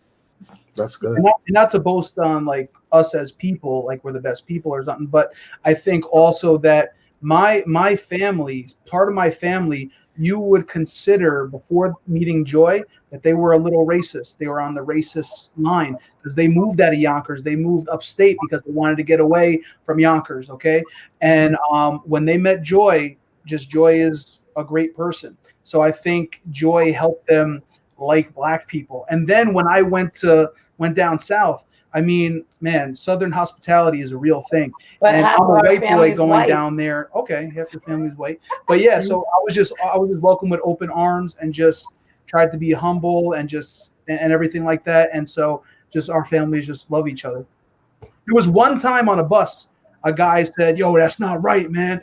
White and Black don't mix." Slavery. Yeah, going back to slavery. Watch out. We're like, what is going on? We're like 15. We're like, what is going on? You know? Wow. Wow. Did you know people assume because you're in an interracial relationship that there's always going to be conflicts, you know, or that, you know, even though your families might love each other or your immediate families love each other, when you walk down the street, you're getting the side eye, or that distant cousin has a comment, you know, or that there's a huge, you know, list of cultural differences and you just don't get it. And those are arguments that consistently happen in that house. You don't get it because you're white, or you don't get it because you're Asian, or whatever your, you know, your different races. And that's just not always true, you know. And I really wanted to point that out or bring that out so that you can share with the viewers that everything is not about race or color, and everyone that's in these type of relationships don't have that same situation, or they don't that same experience. Once in a while, Vincent will try to like make a joke, like, or about like a style of music, and I'm just like, nope, nope. I'll joke about it. I even joke. And then he really thinks he's funny. I'm like, bro. And I know it's nothing to joke about, and I don't mean this in any bad way, but like I always say, when she gives me a lot of chores to do in the house, and I don't see her doing a lot of chores, I always say, you're trying to get back at me because my ancestors. But that's hilarious. Oh God. That is hilarious. Dishes. Like, what are you talking about? You're about your ancestors. You better go help because I need help today. I don't care if I love that. And I love that you guys can joke about it. You know, we joke about it, and sometimes we say, you know, it's in jest. It's not about, this because you think you got this because you're white, or you're just complaining because you're black. No, I don't like what you did because you got on my nerves. Like, right. Kristen, Jeremy, are there cultural differences or lifestyle changes or huge adjustments that you had to make when the two of you got together? Yeah, no, we're good. So I grew up in southern West Virginia. My father, I know the panel will love this, my father is a United Methodist minister, and my mother is a youth minister. Coming to New York, I felt pretty out of place. The first few years I lived in New York City, I definitely didn't know how or when I would consider myself a New Yorker. And then Kristen's whole family lives in Staten Island and South Jersey and is very Italian American. So I learned the hard way our first Christmas together that there are right and wrong ways to pronounce all of the food on the table. And I considered myself a foodie, but I was apparently, I was mistaken that I was allowed to say things like mozzarella or calamari, and that all pasta noodles are just called macaroni, even if they're not elbows. So I don't know. I had a lot to learn. Can you share what you now know is the right way to say them? I still don't think I'm allowed to say hear how you say I'm it. Still not Italian. I mean, now you have to order like mozzarella and like galamad. Did you get Kristen? Add it. It's my greatest anxiety in the world. So. No, but I have to learn about macaroni. I'm gonna get the wrong food or say it wrong in front of the Italian family. I have to macaroni. I didn't know. I was like, macaroni is macaroni and cheese. Penne, rigatoni. And my mother-in-law was like, no, this is macaroni. I'm like, but it's spaghetti. She's like, it's macaroni. I'm like, all right. That's fine. Yeah. Put the macaroni on for the penne. I don't understand. That is hilarious. It's all pasta to me, and I love all of it all day, every day. I'm here for all of it. Kristen, do you want to add to that? I guess I'll just say that our parents are like weirdly so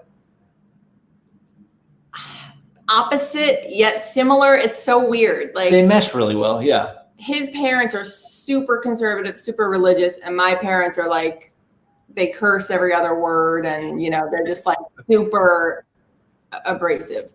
But so I guess there were learning curves like in the beginning of our relationship, like you know, when we wanted to move in together and stuff, and that wasn't something that was, you know,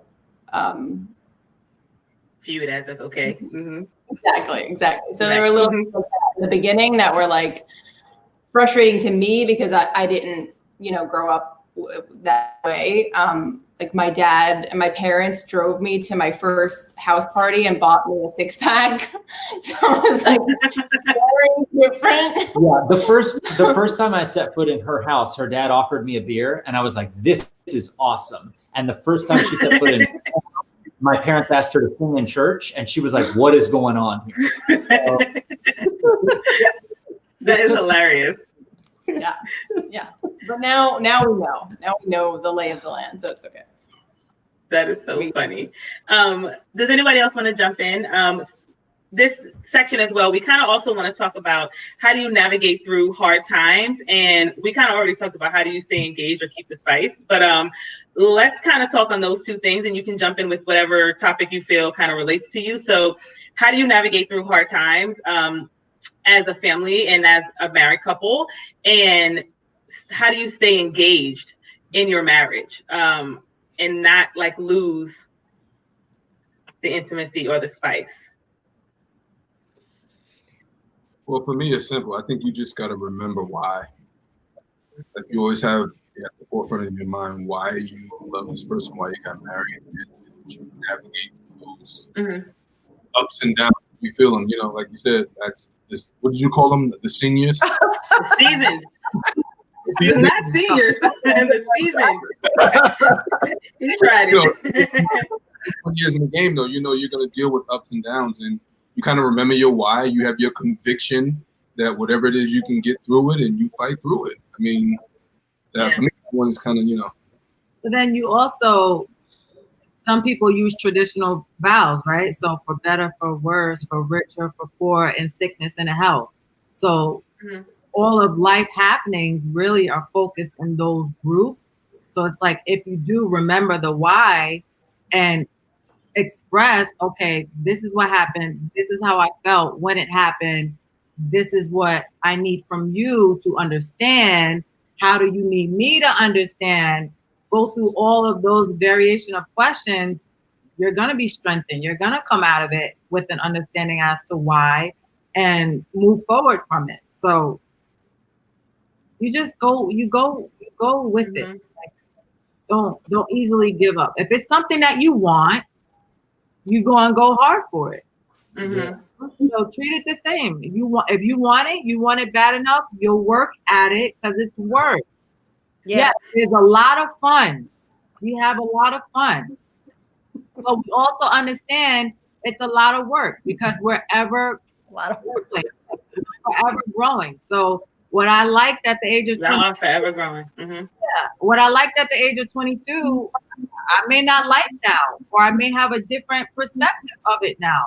And I have to communicate that, right? So because I don't expect them to assume and know exactly what it is that I'm thinking and feeling. So it goes back to levels of communication.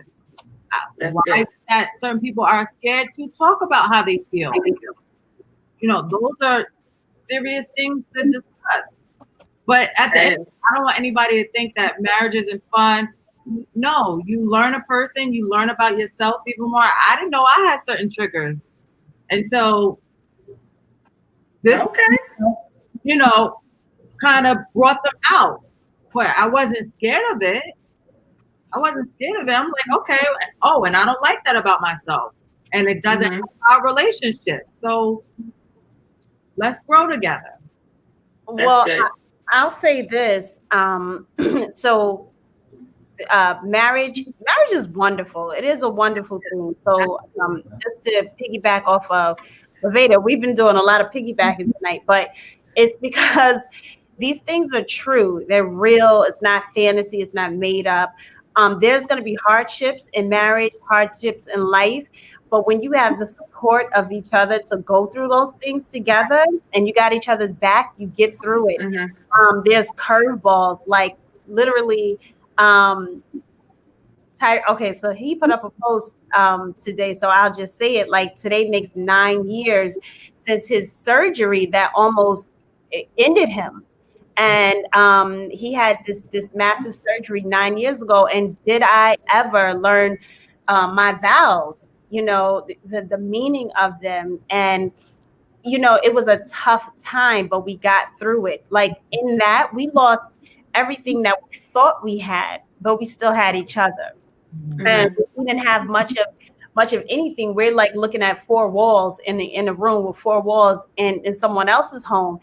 And I'm thinking to myself, like, Lord, like, how do we get here? But it's that love and support that you that you have to display when you're going through and when you're in those hardships and those curveballs that come, because they're coming. They're coming. You don't know what's coming from the left or right, up or down. They're coming, but you have to support each other. That's and then really good. in the meantime goes in. Does anyone else want to jump in on that one as well before we move on to the Let me just next? fill in what Lauren missed out. Not really missed out, but like as we're all married couples, and one thing we have advantage of is that we're all married and we're together, right? So it's harder to it's easier to combat the issue together than it is one-on-one. Right. So that's the huge part that single people may not understand yet. But when you get married and you're with your partner, it's you and your partner. Y'all gonna figure it out together, right? And hard times happens, right? But together you guys are gonna figure it out. And hard times comes and goes. So never fully stay in the moment. It's gonna be moments, right? Plural, more than one. But the moment's gonna come and go. And the idea of growing within those moments is huge. And once you understand the growth of what you just went through, like is gold, or is golden in a sense. But it's platinum. She said it's platinum. She one upped you. She said it's platinum. but I think that's awesome. It's super important to go through whatever you're going through together, right? And not allow that moment to take you out. Yeah. I love that.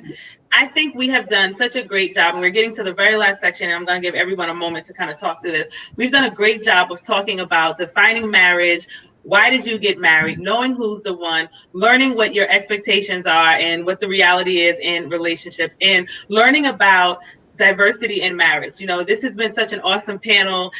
We've really been building up from all of the panels to this, and I hope our viewers have really enjoyed it. But the last thing we want to talk about is what every person should know, or every single person should know before getting married. So if you were to some of the things we talked about in our meet and greet was, how do you keep your individuality in marriage, and does marriage really complete you, and is love enough, right? So I'm going to let each of you decide which one of those resonates with you the most, and then we'll hit the very, very last point and move on from tonight's panel. So what should every single person know before getting married?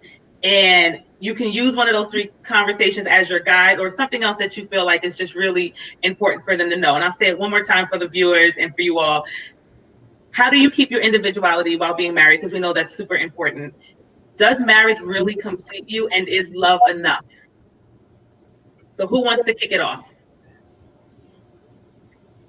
Well, go ahead, Joy. Okay, go. I have always been my own person. I think since I was born. It's kind of hard for me to change. Like if I'm me, I'm me. Doesn't matter where I am. Sometimes I have to adhere to certain guidelines, but I'm still who I am, regardless. So that's not really difficult for me. I think that what was it? Does marriage complete you, and is love enough? Love is not enough. Love is not enough. You have to. If love was enough, then everybody would have perfect lives.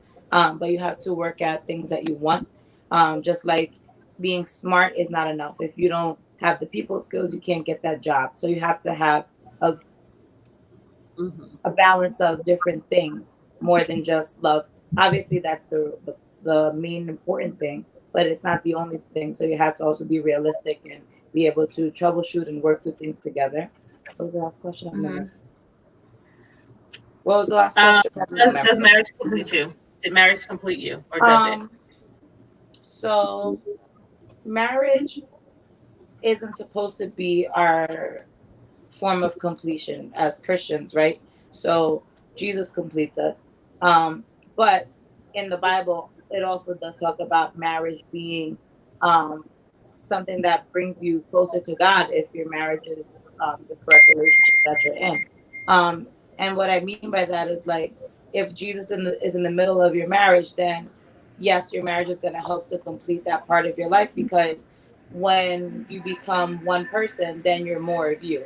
So that also helps, but you still get to be your person. The same way like the Trinity is God in three persons. Like they're still different, but they still operate together. So it's kind of like that to me. Yeah, I would also add, man, you need to know, if you don't already know, even if you do know, you need to get personality tests to see if your personalities match up right and everything like that, what your personality is, what your strengths and weaknesses are, and vice versa, right? Also, I saw someone put up love languages. That's a good thing to put up there, because, you know, in a Christian relationship before marriage, you're not moving in most people don't move in and things like that. So you don't know that person and how you're going to live with them and stuff like that. So to get those love languages, to see how, to love, your spouse when you do get married or even before you get married. And I want to touch on also, do you still get to be your own person? And I think you need to, even though you're one, to be your own person still, because I love doing adventurous things. I love climbing mountains, going on hikes. When I say that to her, she thinks bugs and dirt and nastiness. And I'm not going. She does not go. So I'm trying to get my kids to go because she loves family time, so we can all go together. But she doesn't like doing a lot of the stuff that I do. So I either do it by myself or with someone else. But yeah, but she likes going to work, going to church, and family time. Those are the three things she loves to do. So I do those with her as well. So yeah. I'm not camping. I love that. That is I'm not camping either, and I hear bugs as soon as you say that. I think that's a great point too. And if you want to add that in, being able to do things with your spouse, or how do you navigate through what your spouse likes and doesn't like as well. I'll turn it over to Kristen and Jeremy. I'm going the way my box is. So if you remember the questions, how do you keep your individuality while you're married? Does marriage complete you? Is love enough? So we're kind of help those that are single, and what should they know before getting married, and kind of throw in there whatever else you feel you've learned. I think the friends and even in some parts family and hobbies all helps with individuality. To have things that she likes or that I like, and if we share them, great, and if we don't share them, we hang on to them for ourselves, and that's fine. I have a weird sense of, no, I never thought marriage was a completion of, and Gary touched on it earlier. It's it almost felt like getting married completed who I was going to grow into that I wasn't even aware of yet. And I know that sounds maybe heady or trippy, but it was like dumping out a bunch of puzzle pieces and being like, these don't all fit together. And then you realize that it's 15 different puzzles and you're figuring it all out together as you go. And I'm like, I got this. Yeah. And then as far as love, I don't know. I feel like I'm such a romantic. I don't know. I want to say like love is all you need. I mean, I don't know. I guess speaking to your viewers, if you are a single person and you hope or want to get married, all I want you to leave this with is knowing that like there's absolutely no formula. There's no right or wrong way. There's no time frame. I mean, it's just like anything. It's like school. It's like a career. It's like where you want to live. Do it in your own way. Find a way to show yourself the love that you deserve. Then find somebody who shows you love you didn't know you deserved, and show them the love they deserve. And then your world will just fill up with love. I mean, that was good. That's good. That like deserves a hit. Come on, Jeremy. That was great. That's my sermon. That's his sermon for tonight. Come on. Let's put his cash app up. Yeah, put up your cash app so we can give you an offering. And they will do it. So, Kristen, do you want to add to that? How am I going to follow that? I know. I didn't know, girl. Last lick of the conversation, because then you can save it. I'm going to give what is your last thoughts to the panel? So I'll save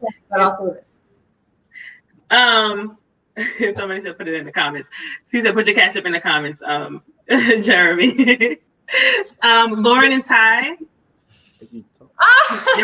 They're calling you Pastor Jeremy now. That's awesome. Oh You my kind of do have like the Joel Osteen look a little bit because he got the slick back hair today. So okay, I can see it. We're gonna pray about it. Go ahead, Ty and Lo. He has nothing to do with his hair. He grew his hair out during quarantine. I love it. No, I just can't get I a know, it was haircut. accidental. But anyway, go on. But we love it. It looks great. He had it up the other day when we were on. I was like, yes, Jeremy, go for it. It looked great. I think how you, hold on to your individuality is, going after the things that it is that you want in life, but not in a selfish way. And I think you also, timing is everything. And so there's a time, maybe the situation is where we have children and we both can't be out here going for our own separate goals this way. So maybe it's a time for you where I support you fully and then you support me and my endeavors, and both we keep our individuality. And just like Jeremy said, I think you said something like to the point where if it's something that we like to do together, then that works as well. So yeah, to that point. But I also feel like dating each other, that helps keep us alive. Dating each other and whatever dating means to you, do it.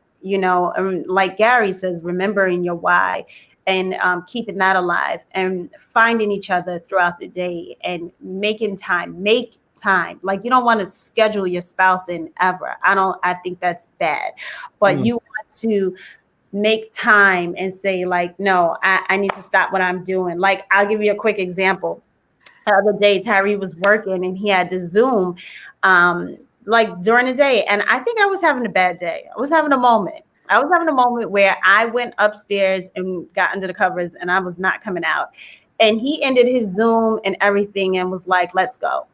And we went for a walk and I was able to just like kind of breathe. And it helped us so much because that energy didn't stay here. It was, we were able to walk it out, talk it out, laugh about it, and move on.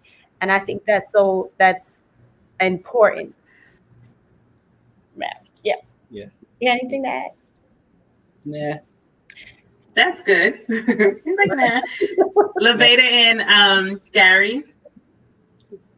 I think as far as individuality goes, I think she touched on a little bit. What you really want to do, I think support is the best way to keep your spouse individual.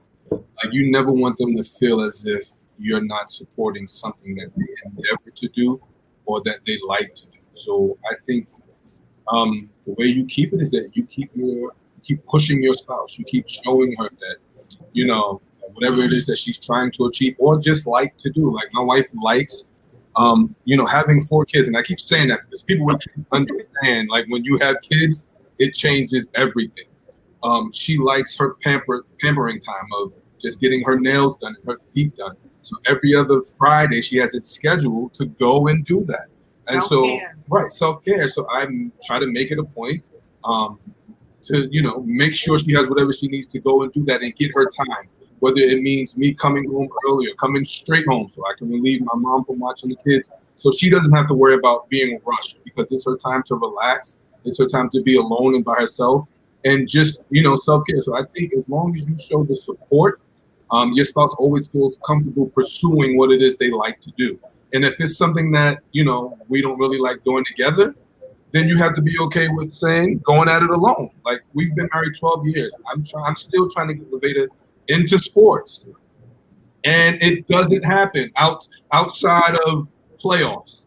If it's the playoffs, she's on it, but trying to get her to sit down and watch a game with me, it won't happen, but I'm okay with that. And it happens sometimes. Well, sometimes playoffs, and vice versa. Like, she likes watching TLC and Bravo, so this is why we have like 4 TVs, so that, when she wants her time to go watch her Bravo or TLC and say yes to the dress, I have to be subjected to it. But there are times when we can come together and I'll suffer through it and just Not suffer through it though. Like she really picked that dress, trying to show interest. She really picked that dress. Wow. Or understand the whole dynamics of Bravo or the Housewives and all that. HGTV, all that. So I think you keep your individuality by supporting your spouse, but also being okay with going at it alone. And is love enough? For me, I think love is the foundation that you build on. And once you have that as the foundation, then you have compromise, you have transparency, you have openness, all the things that builds the relationship. But I think love has to be the foundation. I think that was awesome. This panel has been absolutely amazing. I hope our single people, I hope our married people as well, divorced, engaged, anyone who's been viewing has learned from these amazing couples and everything that they have taught us tonight and have shared with us. Thank you so much for being super vulnerable, talking through your life experiences and challenges with everyone, being transparent so that you can help the next person. I absolutely appreciate it. I know our viewers appreciate it.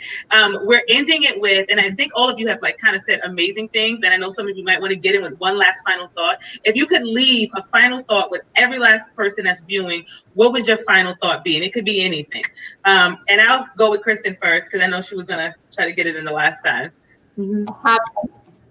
So I know that this is not too spiritual a conversation, but this is one of the most spiritual conversations I've had recently. But for anyone who is single and wants to be married, I will never forget my dad said to me right before I met Jeremy, I was dating and just I guess having bad luck. And he said, when you stop chasing it, it will find you. Mm-hmm.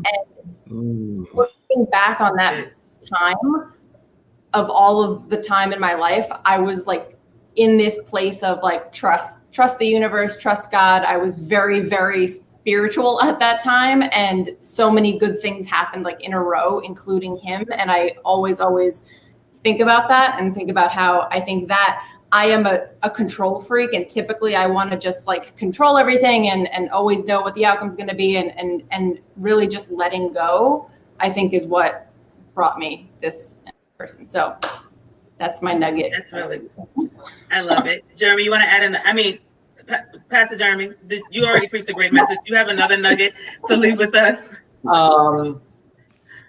Yeah, I will say this. I am eternally grateful that marriage provided me the opportunity to face everything in my life, the good, the bad, family relationships, friend relationships, with another person who is smarter and kinder and more thoughtful than myself, to offer another perspective, to offer another angle, and to help make everything go the way it needed to go. That's beautiful. Put your cash up, Pastor Jeremy. Right, you play. When you have a moment. Vincent and Joy. I think the thing that's most important to remember is that if you want to be married and if that's your goal, think about why it's your goal. Because if it's for selfish reasons, and if it's just to think that your life will be this perfect ideal thing, then you're looking for something else.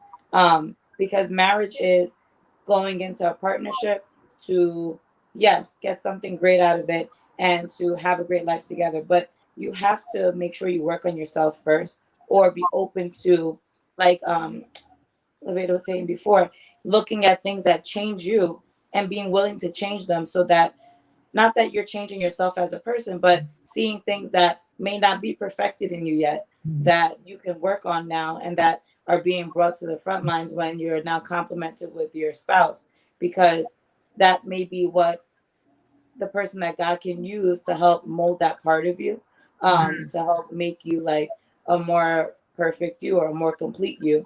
And also to do your best to have fun regardless of the amount of work and the amount of stress and the amount of responsibilities you have, because you want to be happy. The point of being married is to be happy. People don't get married to be miserable People don't get married to get divorced. Sometimes it happens, but that's not your goal. Your goal is to be together. So when you were saying before, how do you know when you find your one, or is there only one? Okay, well, that's the goal. Sometimes for many reasons, some people don't have just one. And then someone else comes along to complete them. But that's not my goal. My goal is for one. So when that is your goal and that's what you're working towards, make sure that you don't lose sight of that so that it becomes your priority. Mhm.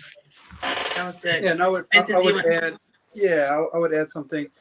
And this is definitely, I'm not saying I got this down or my wife has this down, but, you know, just in life in general, but talking about marriage, like you really have to work at it. And when you're not working at it, it seems like a massive struggle.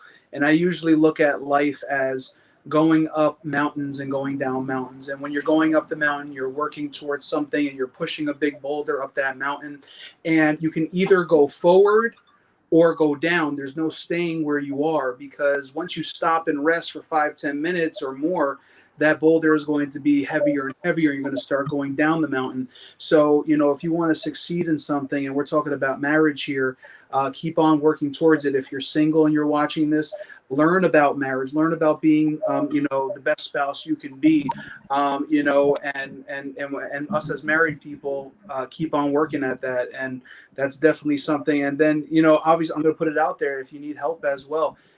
You know, we haven't gone to it many times, but maybe we need to again. But whether you have the greatest marriage, a semi-good marriage, or a bad marriage, you know, counseling really helps, and going to, you know, get help from someone as well. And a lot of people are embarrassed to do it or embarrassed to say it, but, you know, at least you're saying I'm getting better and I'm getting help. And sometimes you need someone else to help you with that. That's awesome. Gary and Levada, I'm going to add real quick in there. If the panelists are willing to have offline conversations on Instagram or Facebook with any of the viewers in reference to marriage, change your name to your handle. So your Instagram, just put IG, whatever your handle is, Facebook, wherever you want them to contact you. You guys would be super great, you know, examples for everyone. You guys can hit me in the chat as well. And you can hit me in our Facebook or Instagram, and I can put you in contact with them. But if you're single or married and they're willing to guide you, go for it. The Turners, your last. What I would say to all singles that are desiring to be married is to, one, be happy with yourself, but in saying being happy with yourself, have an understanding that you are not perfect. So that once you do enter into marriage, have an open mind that you will change, extend much grace, forgive yourself. If you're able to learn to forgive yourself, it will be easier for you to show forgiveness to your spouse. Not living and to be selfless. I'll say that, to be selfless. It's a partnership, even though you're your own individual, it's still a partnership. And when you come together, there's a greater cause and a greater purpose. And yes, it's fun. I still have fun with Gary. You still have fun with me? No. But yeah, like a lot of people go into it like so serious. And yes, it is serious, but also leave room. You make mistakes. We all make mistakes as human beings. And you got to be okay with that and learn from it and grow from it and just move on. Like, Brett, what are you talking about? High and low? We're laughing at Vincent over here and Chubby. Yeah, his handle. Let me just. Lord. But yeah, just I don't know. There's a lot of things. I feel like a lot of people don't go into marriage knowing a good part of who they are, and they expect the spouse to show them who they are or to complete them. But really, marriage is a complement of one another. So enjoy your singleness. I can't just pick up and go, but if you're single, pick up and go, travel, learn about things that you want to do, what you want to accomplish, so that when you do get married, you don't feel like I can't be me. No, it can be you, but there's an added bonus because there's somebody that loves that you. That's beautiful. Gary? For me, we always use this or say it whenever we're talking to people whether they're engaged, thinking about it. I think you got to plan for the future. One of the things we stress oftentimes is that people spend so much time preparing for a wedding, which is great. They spend thousands and thousands of dollars, but they never have a plan for their future. Every married couple should have a vision for their family, where they want to see themselves going, how they're going to get there, and how it's mapped out.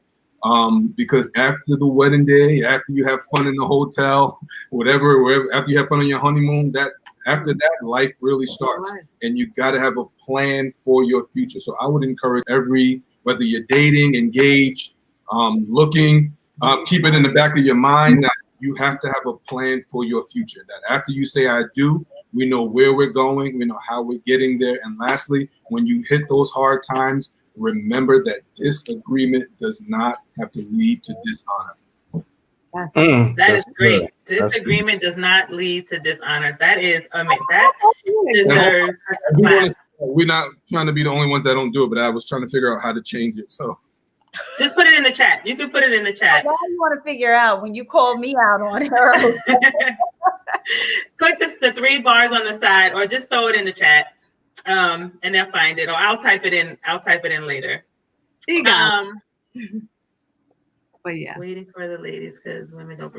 We're not getting into a whole nother conversation. Hey, Tiffy girl. So I'm gonna leave it with Ted, and then I'm gonna say my final thoughts. Ty and Lo, y'all went already. Y'all didn't go yet, right? No. Go. I'm sorry. I was wondering. I was like, did I go? Did I not? I forgot. I'm sorry. Okay, so then we'll be real quick. So I would say, everyone, I agree with what everyone said. I definitely believe that if you're single, to definitely work on yourself and live life, because that's when you'll find, or that person may find you, when you're not looking, when you're not searching, you're not looking under the table and behind the closed door, like that person will find you. As for my married folks, listen here, like, have fun, enjoy each other, talk to each other, communicate with each other. Like, you should never go to sleep pissed off with each other ever, and it's not cliche. Everything should be able to be talked out. You're going to disagree. You're going to have your disagreements, but you should be able to talk it out. Listen, pray. Prayer is the key. It really is. And you can pray. If you can pray together, cool. If you have to pray separately, that's cool too. But pray, because prayer works. And I'll leave it at that. So one thing we haven't talked about within marriage throughout the whole panel is like financial literacy. So Gary had touched on vision and planning. It just made me think, that has to happen.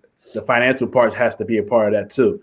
But then I'm also a person that likes to create as we go. So it depends on the financial should happen anyway, but it depends on your style of a relationship or your marriage, in the sense of how you want to go about it, in a sense. But we didn't really touch on financial literacy. That's something that has to happen within marriage.